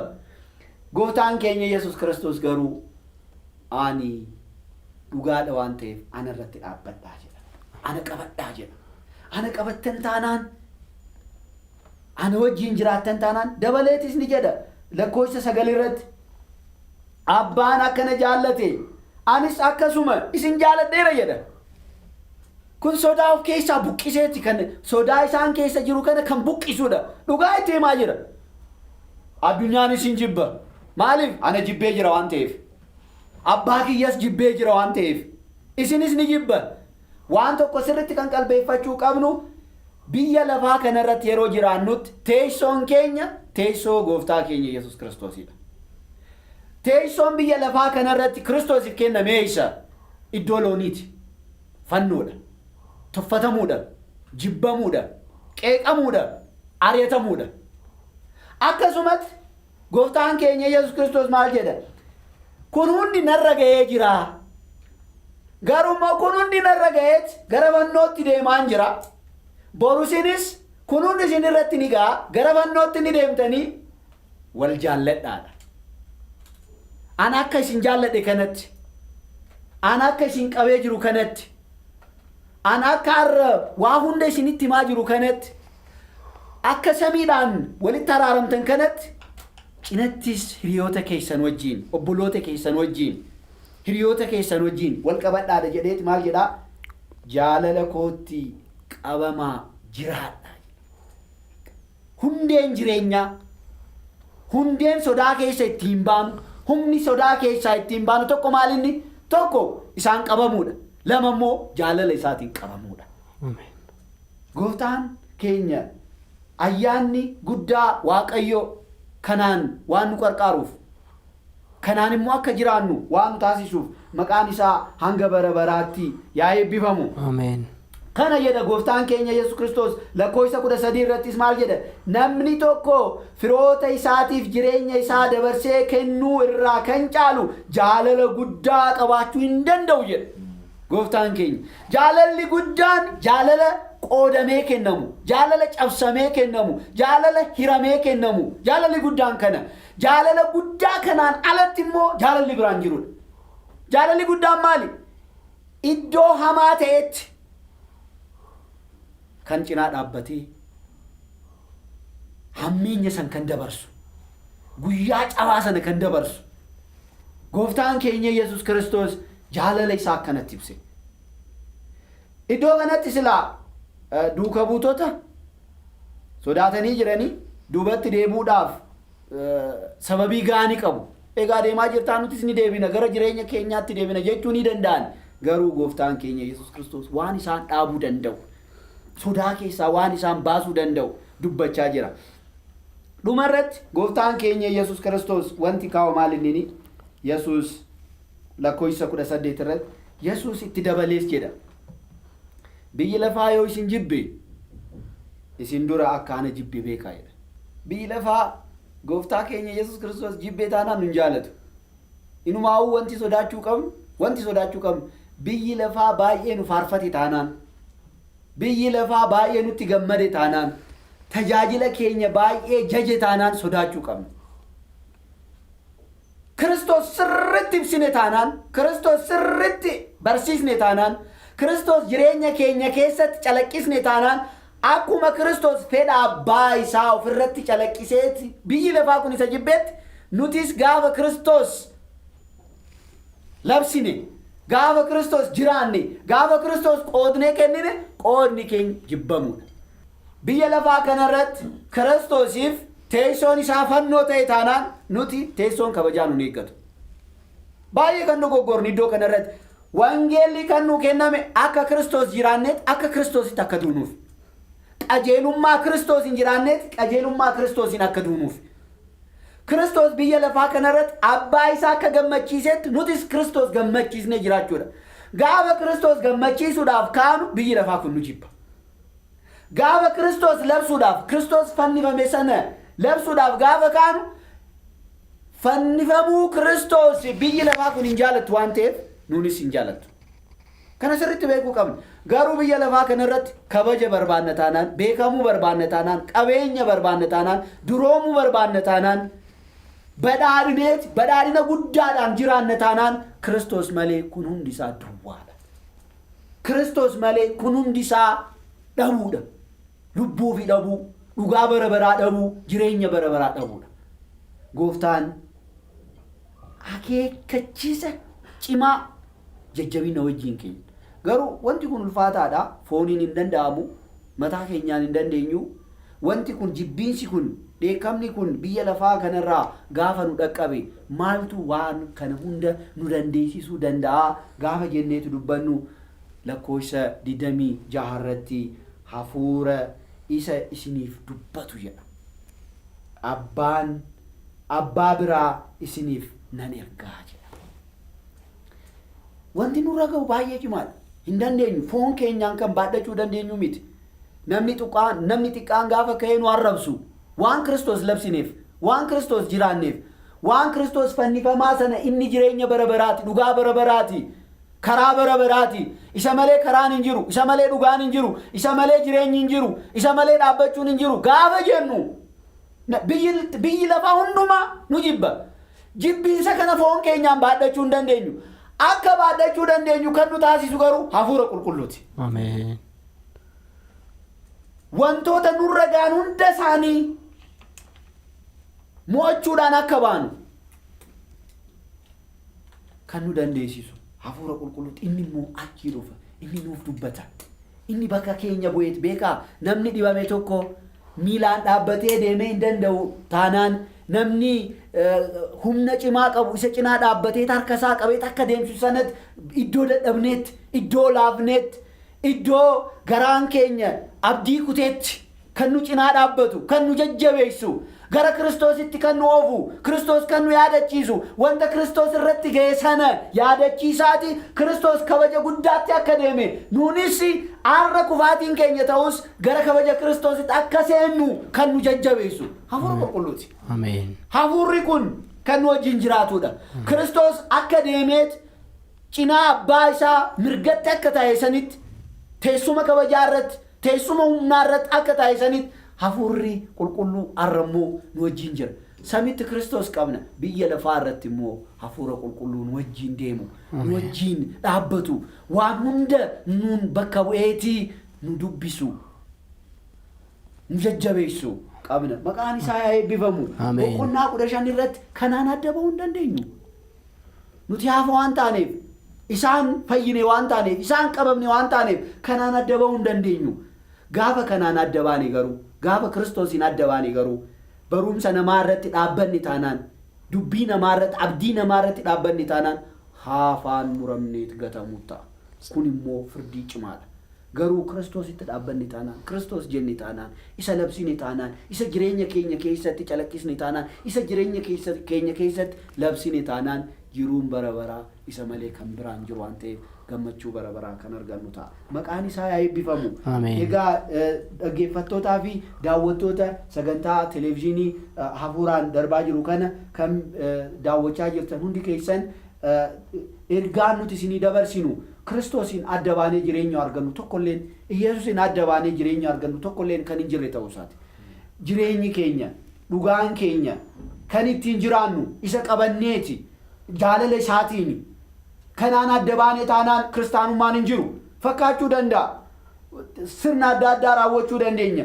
Kiristoosiin adda baanee san qabanne taanaan garuu jireenya keenya guutuu kasaarree jira. Jireenya keenya guutuu dhabnee jira. Kiristoos garuu gara abbaatti kan nu geessu. Hafuura isaatiin immoo gara fedha isaatiitti kan nu geessu waan ta'eef maqaan isaa hanga bara baraatti haa ulfaatu. Ameen. Egaa dhugaa bahuudhaafis, ragaa bahuudhaafis hafuurri kun nu barbaachisa. Jireenya qulqulluu, jireenya qajeelaa jiraachuudhaafis hafuurri qulqulluun barbaachisa. Waa'ee Kiristoos jaalala dhugaarraa maddeen dubbachuudhaafis hafuurri kun nu barbaachisa. Hafuurri kun murteessaadha. Beekumsaa miti, abshaalummaa miti, tooftaa miti. Hafuura kanaatu Kiristoos barsiisuudhaaf kan nu qarqaaru. Maqaan isaa eebbifamu.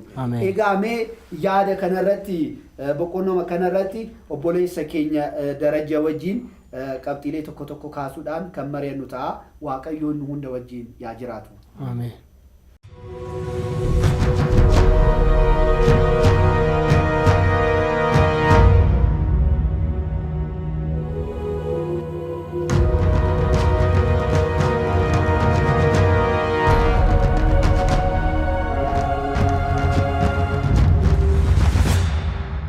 Galanni fuulfinna Waaqa keenyaaf haa ta'u. Ameen. Yaanni Waaqayyoo karaa hafuuraatiin hammam gadi fageenyaanis guddinaanis bal'inaanis nama barsiisa taanaan Kiristoosiin barsiisa. Hafuurri qulqulluu kan nama barsiisu waa'ee Yesuus Kiristoosidha. Yesuus akka itti jiraatee fi ulfina Waaqayyoof akka inni deddeebi'e nu keessattis jireenya sana irra deebi'ee jiraachuu barbaada hafuurri qulqulluu. Dubbii kutaa kana keessatti gaafa kaasnu wantoota adda addaa obboleessi keenyas waan baay'ee kaaseera, waan baay'ee kaasuu dandeenya. Waan inni jalqabaaf inni bu'uuraa namni Kiristoositti damee ta'ee hin maxxanne taanaan akkuma muka wayiniin damee jirma wajjiniin maxxanee mukicha wajjiniin dameen maxxanee firii baafatu nutis Kiristoositti yoo maxxanne malee waayyuu gochuu hin dandeenyu. Ana malee waayyuu gochuu hin dandeessani waan tokko iyyuu hojjechuu hin dandeessani isa jedhu sararamuu qaba. Kiristoosiin malee jireenyi kiristaanummaan tokko iyyuu hin danda'amu. Kiristoosiin malee hafuurri qulqulluus jireenya Kiristoos nu keessa argachuu hin danda'u. Hafuurri qulqulluu nurrattis akka hojjetu, hafuurri qulqulluu firiis akka nu keessaas akka baasu, akka biqilchu, akka lallisu, akka baay'atu, akka iddoof yeroo haala keessatti darbee akka hojjetu barbaada taanaan namni Kiristoositti maxxanuu qaba. Yesuusitti maxxanuun jireenya wajjiniin maxxanuudha, nagaa wajjiniin maxxanuudha, dhugaa wajjiniin maxxanuudha, jaalala wajjiniin maxxanuudha, boqonnaa wajjiniin maxxanuudha. Yesuus malee burqaan jireenyaa kan biraa hin burqu. Yesuus malee burqaan hafuuraa nu keessaa hin burqu. Namni Waaqayyoo, dubbiin Waaqayyoo, yaadni Waaqayyoo kamiyyuu haa jedhu namni Yesuusitti maxxanedha kan Waaqayyoo irraa argamu. Dubbiin Waaqayyoo akkuma nutti dubbatetti Yesuusitti maxxannee gidiraa keessa maxxannee beela keessa maxxannee gammachuu keessas maxxannee dhugumadha. Gammachuun akka qoreedha. Lallisnee yeroo firii baasuudhaaf jennu hojii biyya lafaatiin akka hin qabamne isa kana irrattis maxxannee jechuudha. Yeroo argannus yeroo dhabnus yeroo beeknus yeroo wallaallus yeroo nu wajjin namni jiraatus qophaa yeroo jiraannus Yesuusitti maxxannee kan Waaqayyo kan ta'e hundumaa firii godhannee akka baafannuuf Waaqni hafuura qulqulluu akka nu gargaaru fedhaaf jaalalli isaa nuuf haa ta'u. Ameen. Obboleessi keenya eebbifame. Ameen. Egaa boqonnaa 15 akkanatti ilaallee jira. Yaadni isaa baay'ee bal'aadha. Garuu ijoo guddaa ta'e ijoo dagatamuu hin qabne Kiristoos malee waa tokkollee raawwachuu hin dandeenyu. Hafuura isaatiin malee gidiraa biyya lafaa nu qunnamu hunda isaa immoo ba'achuu hin dandeenyu. Lallaba wangeelaatis namoota biraatiifis qooduus ta'e jireenya qoodamu kennuus hin dandeenyu. Kiristoosiin garuu waa hunda kennuu, waa hunda argachuu, waa hunda qooduu, waa hunda raawwachuu akka dandeenyu macaafa kutaa kanarraa ni barannaa jechuudha. Maqaan isaa hanga bara baraatti haa ulfaatu. Jireenya qoodamu kan nuu kenne. Ameen. Jireenya qoodamu, jireenya gammachuu, jireenya boqonnaa, jireenya nurraayis darbee namoota biraatiifis ooluu danda'u, kennamuu danda'u. Jireenya akkanaa, jireenya lalisaa, jireenya gammachiisaa, jireenya fuullee keenya irratti ifuu danda'u. Fuula keenya irratti baay'ee ibsamuu danda'u. Jireenya akkanaa kan nuu kenne. Gidiraa keessa dhaabbanneet, cinqii keessa dhaabbanneet akka gammannu, ibidda keessa dhaabbanneet akka faarfannu kan nu godhe. Hafuura kana waan ta'eef maqaan isaa hanga bara baraatti haa ulfaatu. Egaa daawwattootaa fi dhaggeeffattoota keenyaa ammas akka nu wajjin turtan jaalala Waaqayyootiin isin gaafachaat gara boqonnaa 16ffaatii fi isa dhumaatti kan deemnu ta'a. Boqonnaa kana immoo obboleessa keenya Tolaa wajjin kan ilaallu ta'a. Boqonnaa fudhanneetti deebinaa. Nageenyi fi jaalalli gooftaa keenya Yesuus Kiristoos nu hunda wajjin yaa ta'u. Ameen.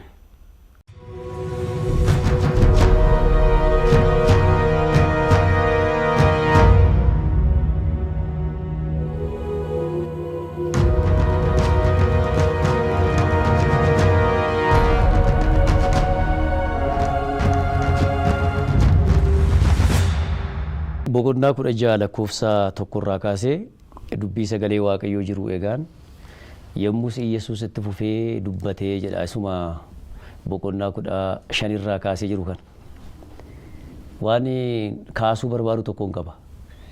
Boqonnaa 13 lakkoofsa 37 irratti dadhabuun koo maaliif jedhee gaafata Phexrostu.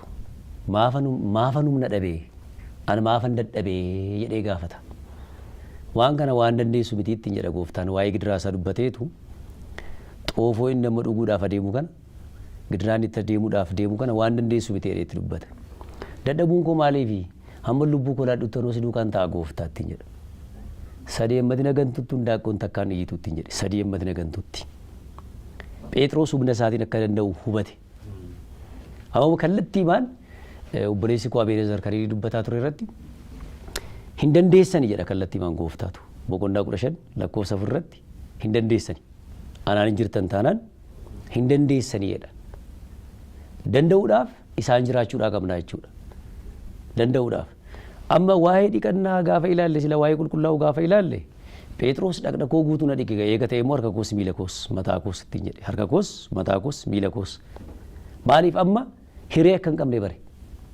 Amma dafee hunduma isaa argachuufidha. Egaa kan dhiqamuutii qabu iddoo kam akka ta'e Gooftaan beeka. Kan qulqullaa'uu qabu maal akka ta'e beekan. Keessumattuu wanti cubbuu hin taane waan cubbuu nutti fakkaatu wanti immoo cubbuu ta'e wanti cubbuu nutti hin fakkaanne jiraa ilaata kan jedhu akka ilaalu nu godha wanti kun. Inni guddaan Gooftaatti amanuu dhiisuun akka cubbuutti too hin lakkaa'in namoonni garuu immoo qulqullummaa hojjechuun qulqullummaa akka ta'e duwwaatti kan lakkaa'an jiru. Karaa qajeelummaa irra deemuun akka namticha isaa abboommii 10 eegee mootummaa kee dhaaluuf maal naa wayya jedhee gaafate. Egaan hunduma isaa eegdee ittaattiin jedhe. Seera kana nan gaafatiin waan gaariin hin gaafatamu waan ta'eef. Maal ittiin jedhe?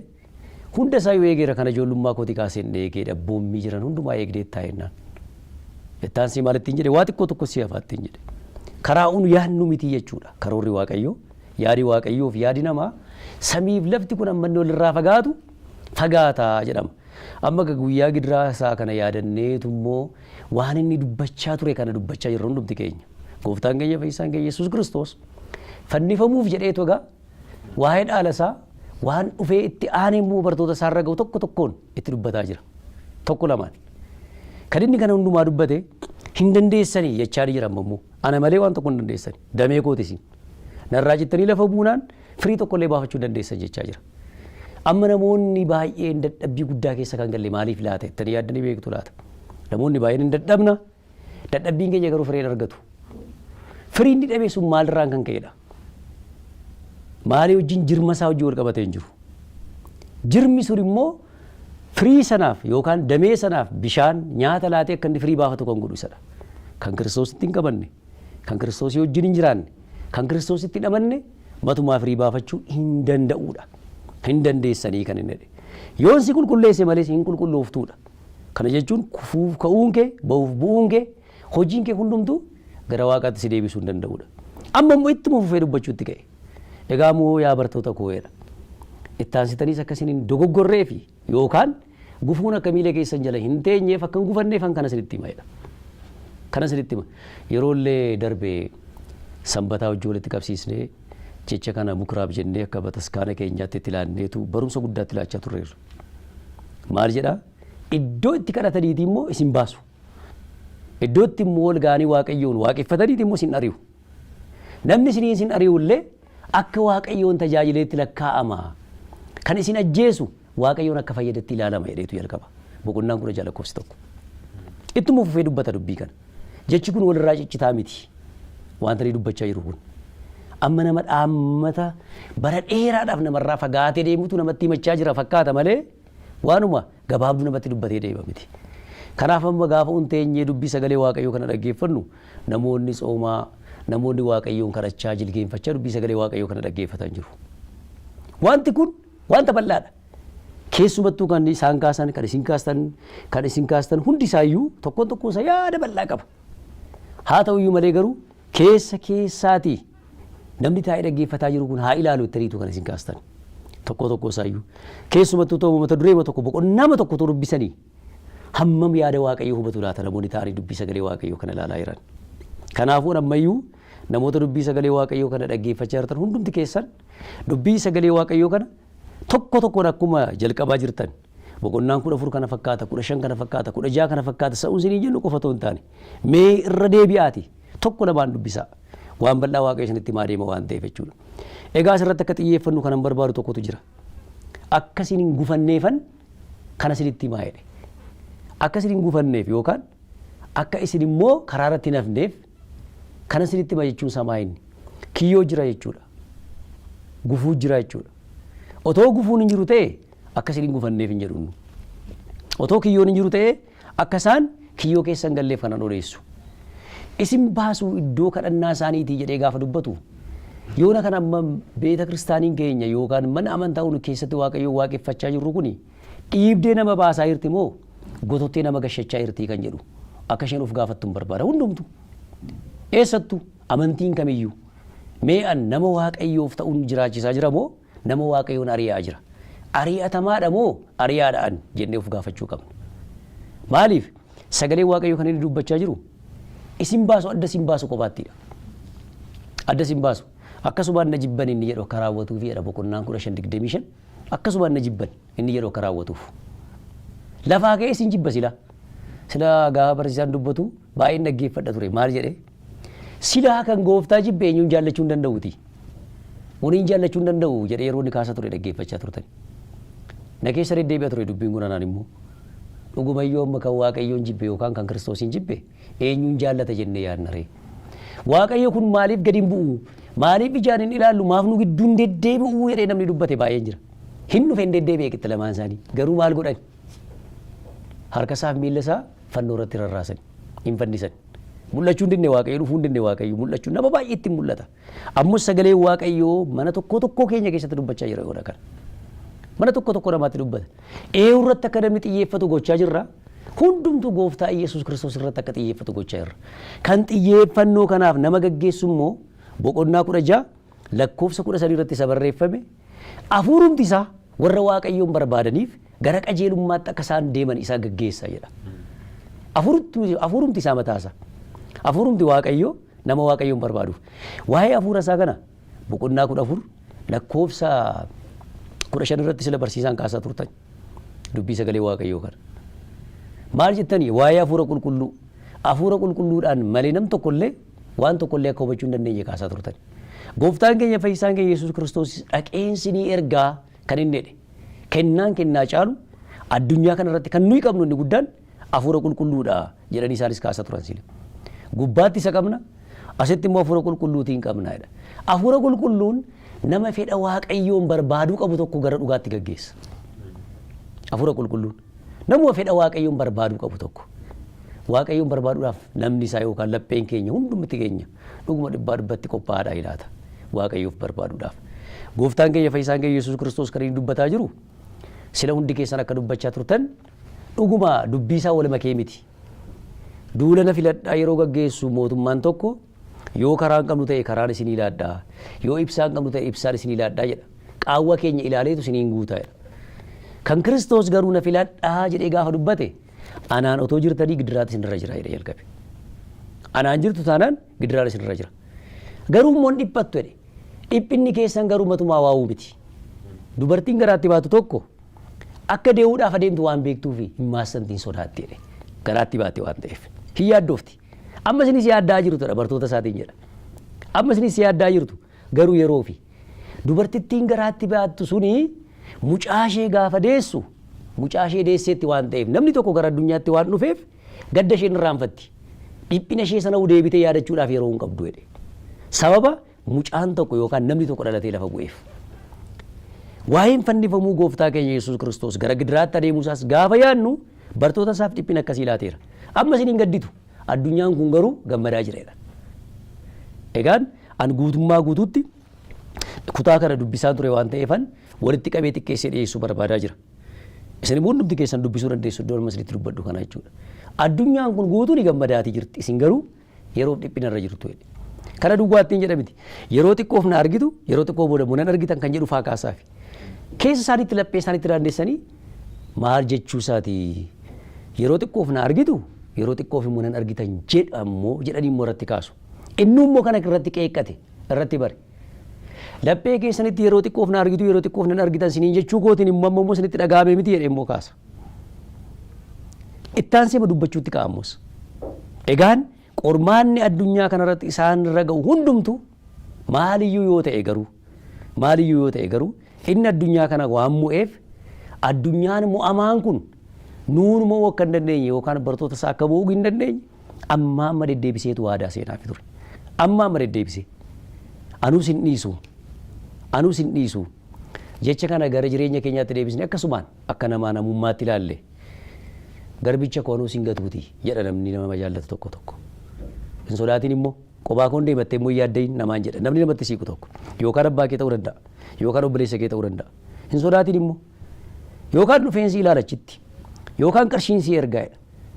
Kan Kiristoos garuu kan inni adda ta'u nan dhufa deebi'ee abbaa koo wajjin si bukkeen jiraadhas jedhee kanuma duwwaa immoo ta'uu hin taane amma dhufutti immoo akkati jiraattuuf akkati dandeessuuf kan si dandeessisuu danda'uun hafuura koo si ergattiin jedhe. Inni immoo waa'ee koo ragaa hin ba'a na kabajas waa'ee koos dhugaa ba'a. Isinis immoo na duukaa jiraattaniitti waan ta'eef waa'ee koo ragaa ba'atu jedha. Isinis na duukaa jiraattaniitti waan ta'eef. Egaa maalittiin jedha deebisee kanan kana isinitti hime akka gaddi isinirra hin jiraanneef jedha dhuma irratti dhaqee. Jecha kana tura dhibanaati. Akka isin hin gaddineef akka isin hin dhiphineef kana isinitti hime jedha. Maaliif waan isaa beekneerra waan isaa barreerra. Yeroo inni dhufee nurratti raawwatu keessumattuu amma isiniin yeroo mana qulqullummaa jedhamu yookaan iddootti namoonni waaqayyoo ofitti qabanii waaqayyoon kadhatan keessaa lakki isin barbaadnu barumsa keessa hin barbaadnu nurraa deemii gaafa isin jedhan kallattii maan kanatti yaadattu maayin wangeelii Yohaannis boqonnaa 16 lakkoofsa 1 yaadadhaan.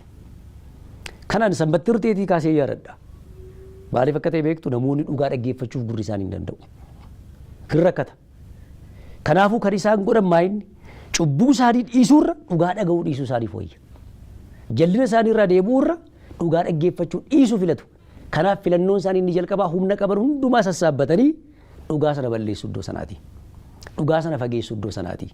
Kanaaf ijoollee waaqayyoo yoona kana guyyaa kamisaa kana teessanii walitti qabamtanii warri sagalee waaqayyoo kana dhaggeeffachaa jirtan kanan isiniin jechuu barbaadu diraamaa ejjete miti gooftaan keenya fayyisaan keenya Yesuus Kiristoos yookaan do'ii miti inni gadi jedhee miila bartoota isaa dhiquunsaa wayyaa isaaf mana ofirraa baasee lafa kaa'ee wayyaa ittiin miila namaa dhiqaniin egaa gooftaan keenya fayyisaan keenya Yesuus Kiristoos kan inni gadi jedhee miila bartoota isaa dhiqe yookaan miila namaa dhiquunsaa wayyaa isaaf mana ofirraa baasee lafa kaa'uunsaa hunduma caalaa fuuldura keenyatti do'ii addaa agarsiisuuf miti yookaan namoota fuulduratti fakkeessuudhaaf tarii amma yoona kana namoonni kana goonu jiraachuu dandeenya yoona kana maaliif akkuma inni godhe jennee akkuma inni raawwate jennee garuu akkuma inni raawwate jennee fakkeessuuf qofa diraamaa isaa hojjetaa jirra yoo ta'e do'ii isaa duwwaa agarsiisaa jirra yoo ta'e maal taaneerra nuyi taatota taane malee namoota jireenya isaa jiraatan hin taane jechuudha.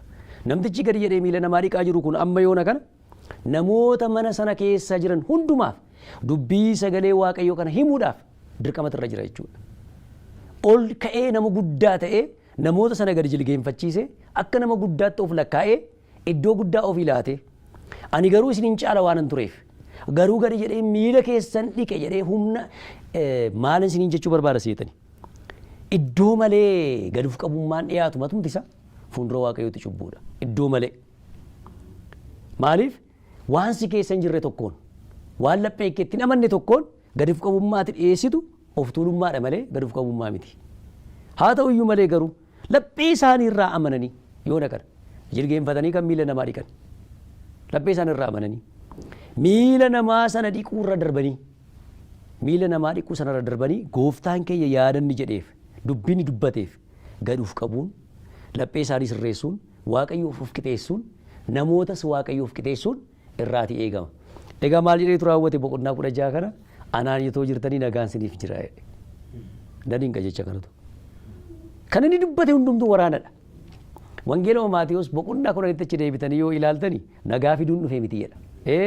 Haaduu yookaan immoo qarabaa fideen dhufee seefii baadheen dhufee malee haadhaaf intala addaan baasuudhaaf abbaaf ilma addaan baasuudhaaf namoota baay'ee irraati adda siin baasuudhaaf anaaf jentanii jedhamoo lakkoofsa 22 irratti hunda fuulduratti kan jibbamtan taatuudha. Hunda fuulduratti kan jibbamtan taatuudha. Garuu dhuguma isinitti hima nama fuulduratti natti hin qaanofneefi anis abbaa koo fuulduratti ittiin qaanof. Nama fuulduratti immoo waa'ee koo ragaa ba'e anis waaqa abbaa isa samiirra jiru fuuldurattan waa'ee isaa nama sanaaf dhugaa nan ba'a. Nama fuulduratti natti leeyya'e garuu anis ittiin leeyya'a jedha. Nama nagane nan gana jedha kallattii maan jechi kun baay'ee na yaaddeessa. Nama waaqayyoon ganu jechuun maayini kan garaa koo waaqayyoo beekadhanii callisuun hin danda'amu jechuun arrabaa yoo dubbatan malee hin fayyamu. Anoo gooftaatti amaneera namattis dubbadhu baadhees maal nagashi.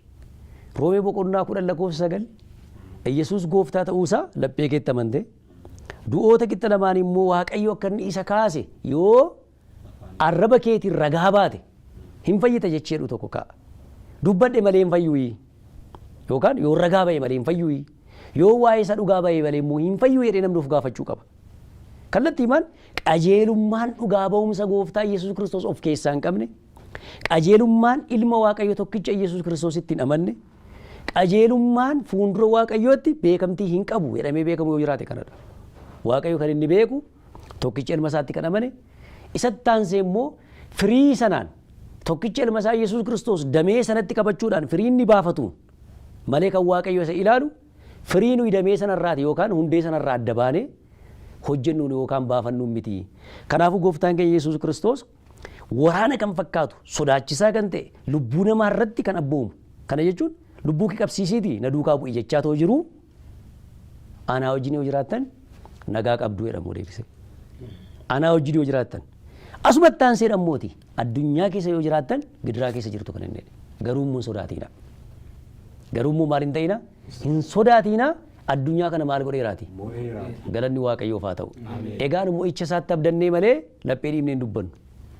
Egaa inni nu qulqulleessu isaatti abdannee malee laphee dhiibnee ija namaa keessa ilaaluuf hin dandeenyu. Garuu waan inni hojjeteen ol jennee deemna.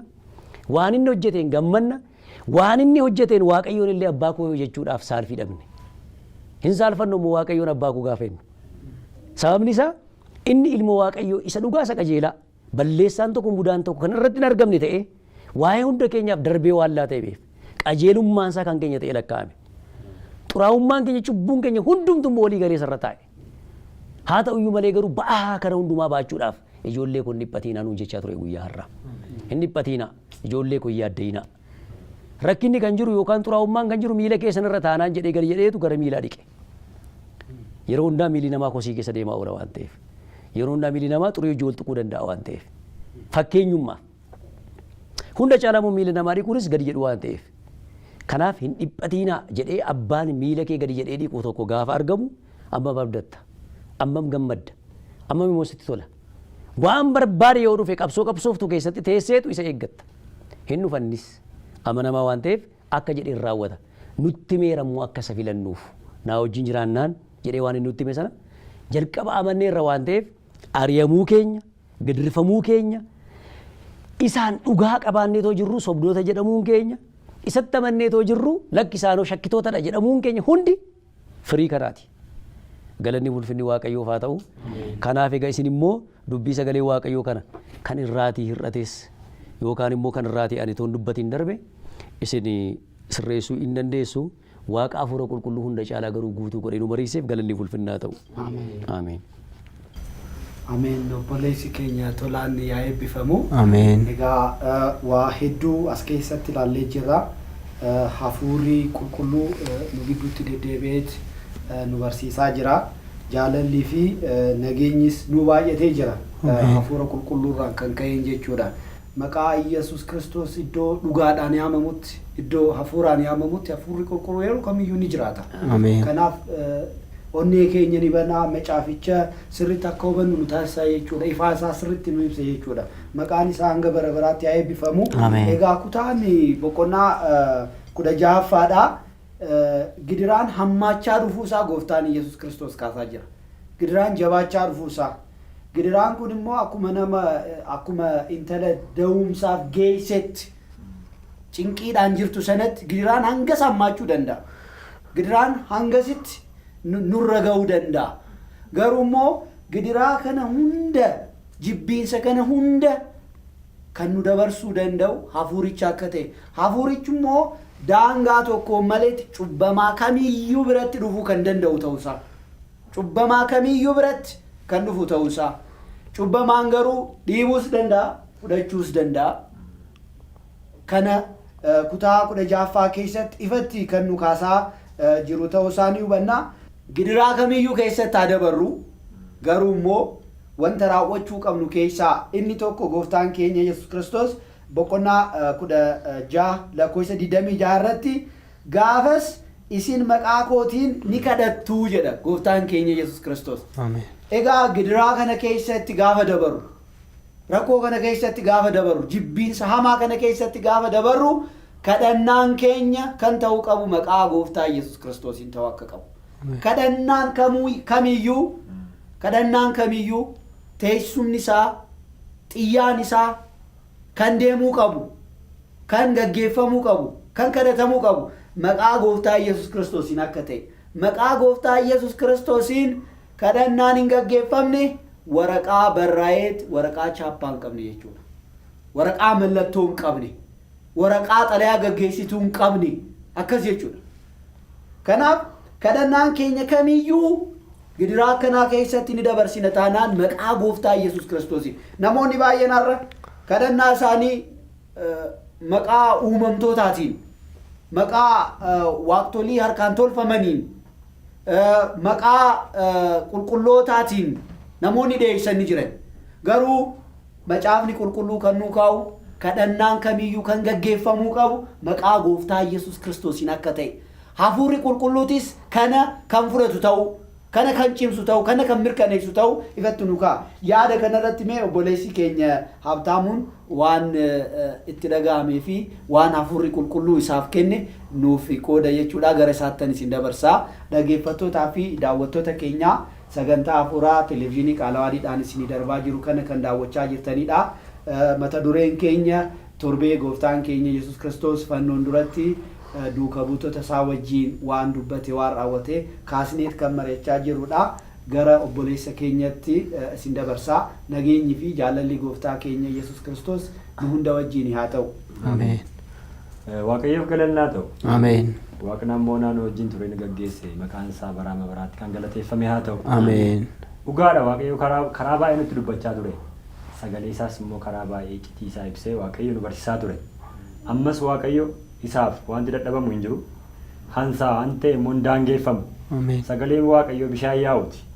Bishaan yaa'u dhaqee biqiltuutti akka inni itti bu'u. Biqiltuu bira gaafa ga'u biqiltuu sana akka inni leellisu. Biqiltuun sun immoo leellisee akka inni firii godhatu akkuma kana sagaleen Waaqayyo ni yaa'u kun akka wangeela Yohaannis asirratti ilaallutti wal qabatee ni yaa'u kun wal faana inni yaa'u kun jireenya bara baraaf akka nu firii godhannu kan taasisu waan ta'eef galanni fulfinni guddaan Waaqayyoof haa ta'u. Ameen. Asirratti obboleessi koo akkuma amma kaase wangeela Yohaannis wangeela gooftaa keenya Yesuus Kiristoos akka qulqullichi Yohaannis barreessetti boqonnaa 16 ani gubbaa lakkoofsa 14 kaasee 24 kaaseen dubbisa akka jedha. Hamma ammaatti isin maqaa kootiin waan tokko illee hin kadhanne.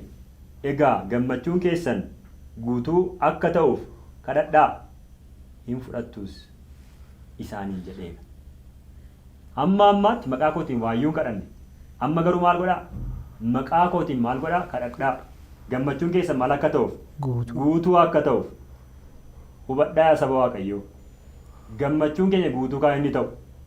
Wanti nuti yaadne galmaan ga'uu kan hin danda'u. Wanti nuti kadhanne hundumtuu kan nuuf kennamuu danda'u.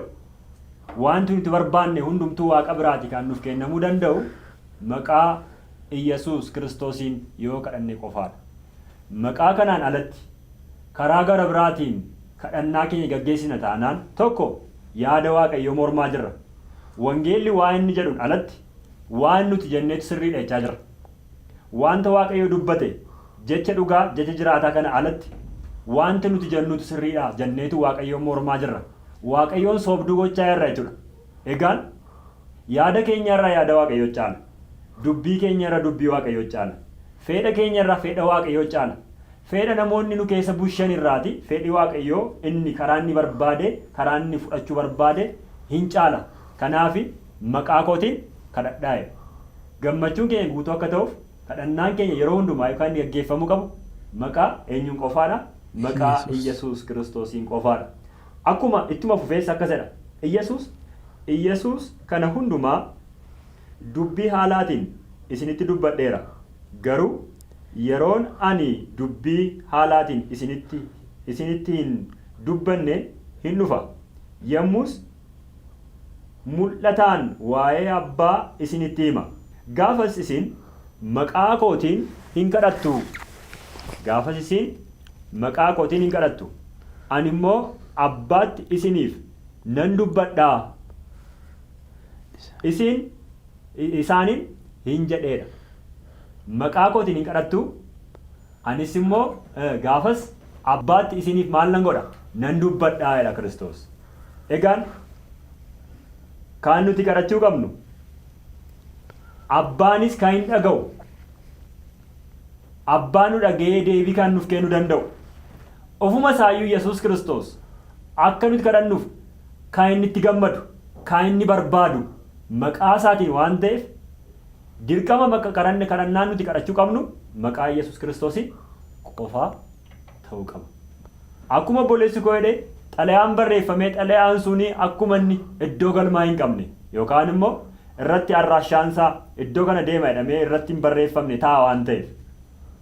Xalayaan nuti Waaqayyotti erginu, xalayaan nuti gara Waaqayyotti dhiyeessinu hundumtu kan inni ta'uu qabu maqaa Iyyasuus Kiristoosiin ta'uu qaba.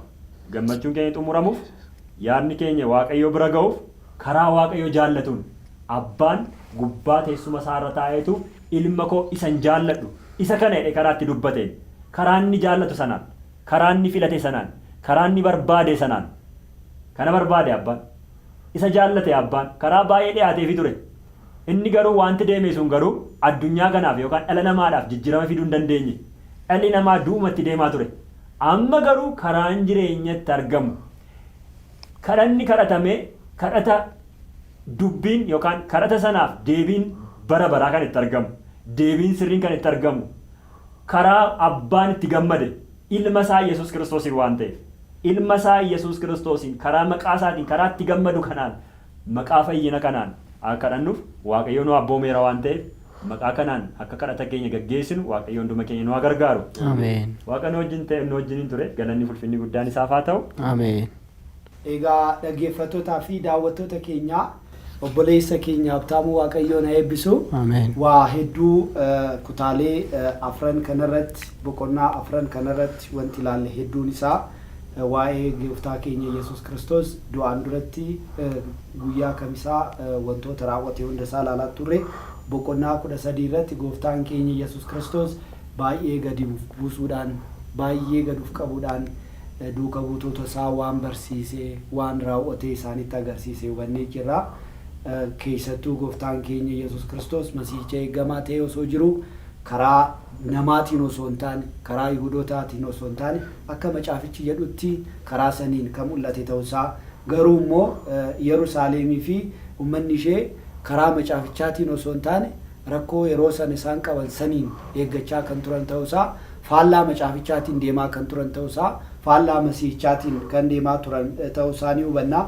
Boqonnaa 14 irratti gooftaan keenya Yesuus Kiristoos gara du'aatti deemaa jira. Duuka buutota saamuu jajjabeessaa jira.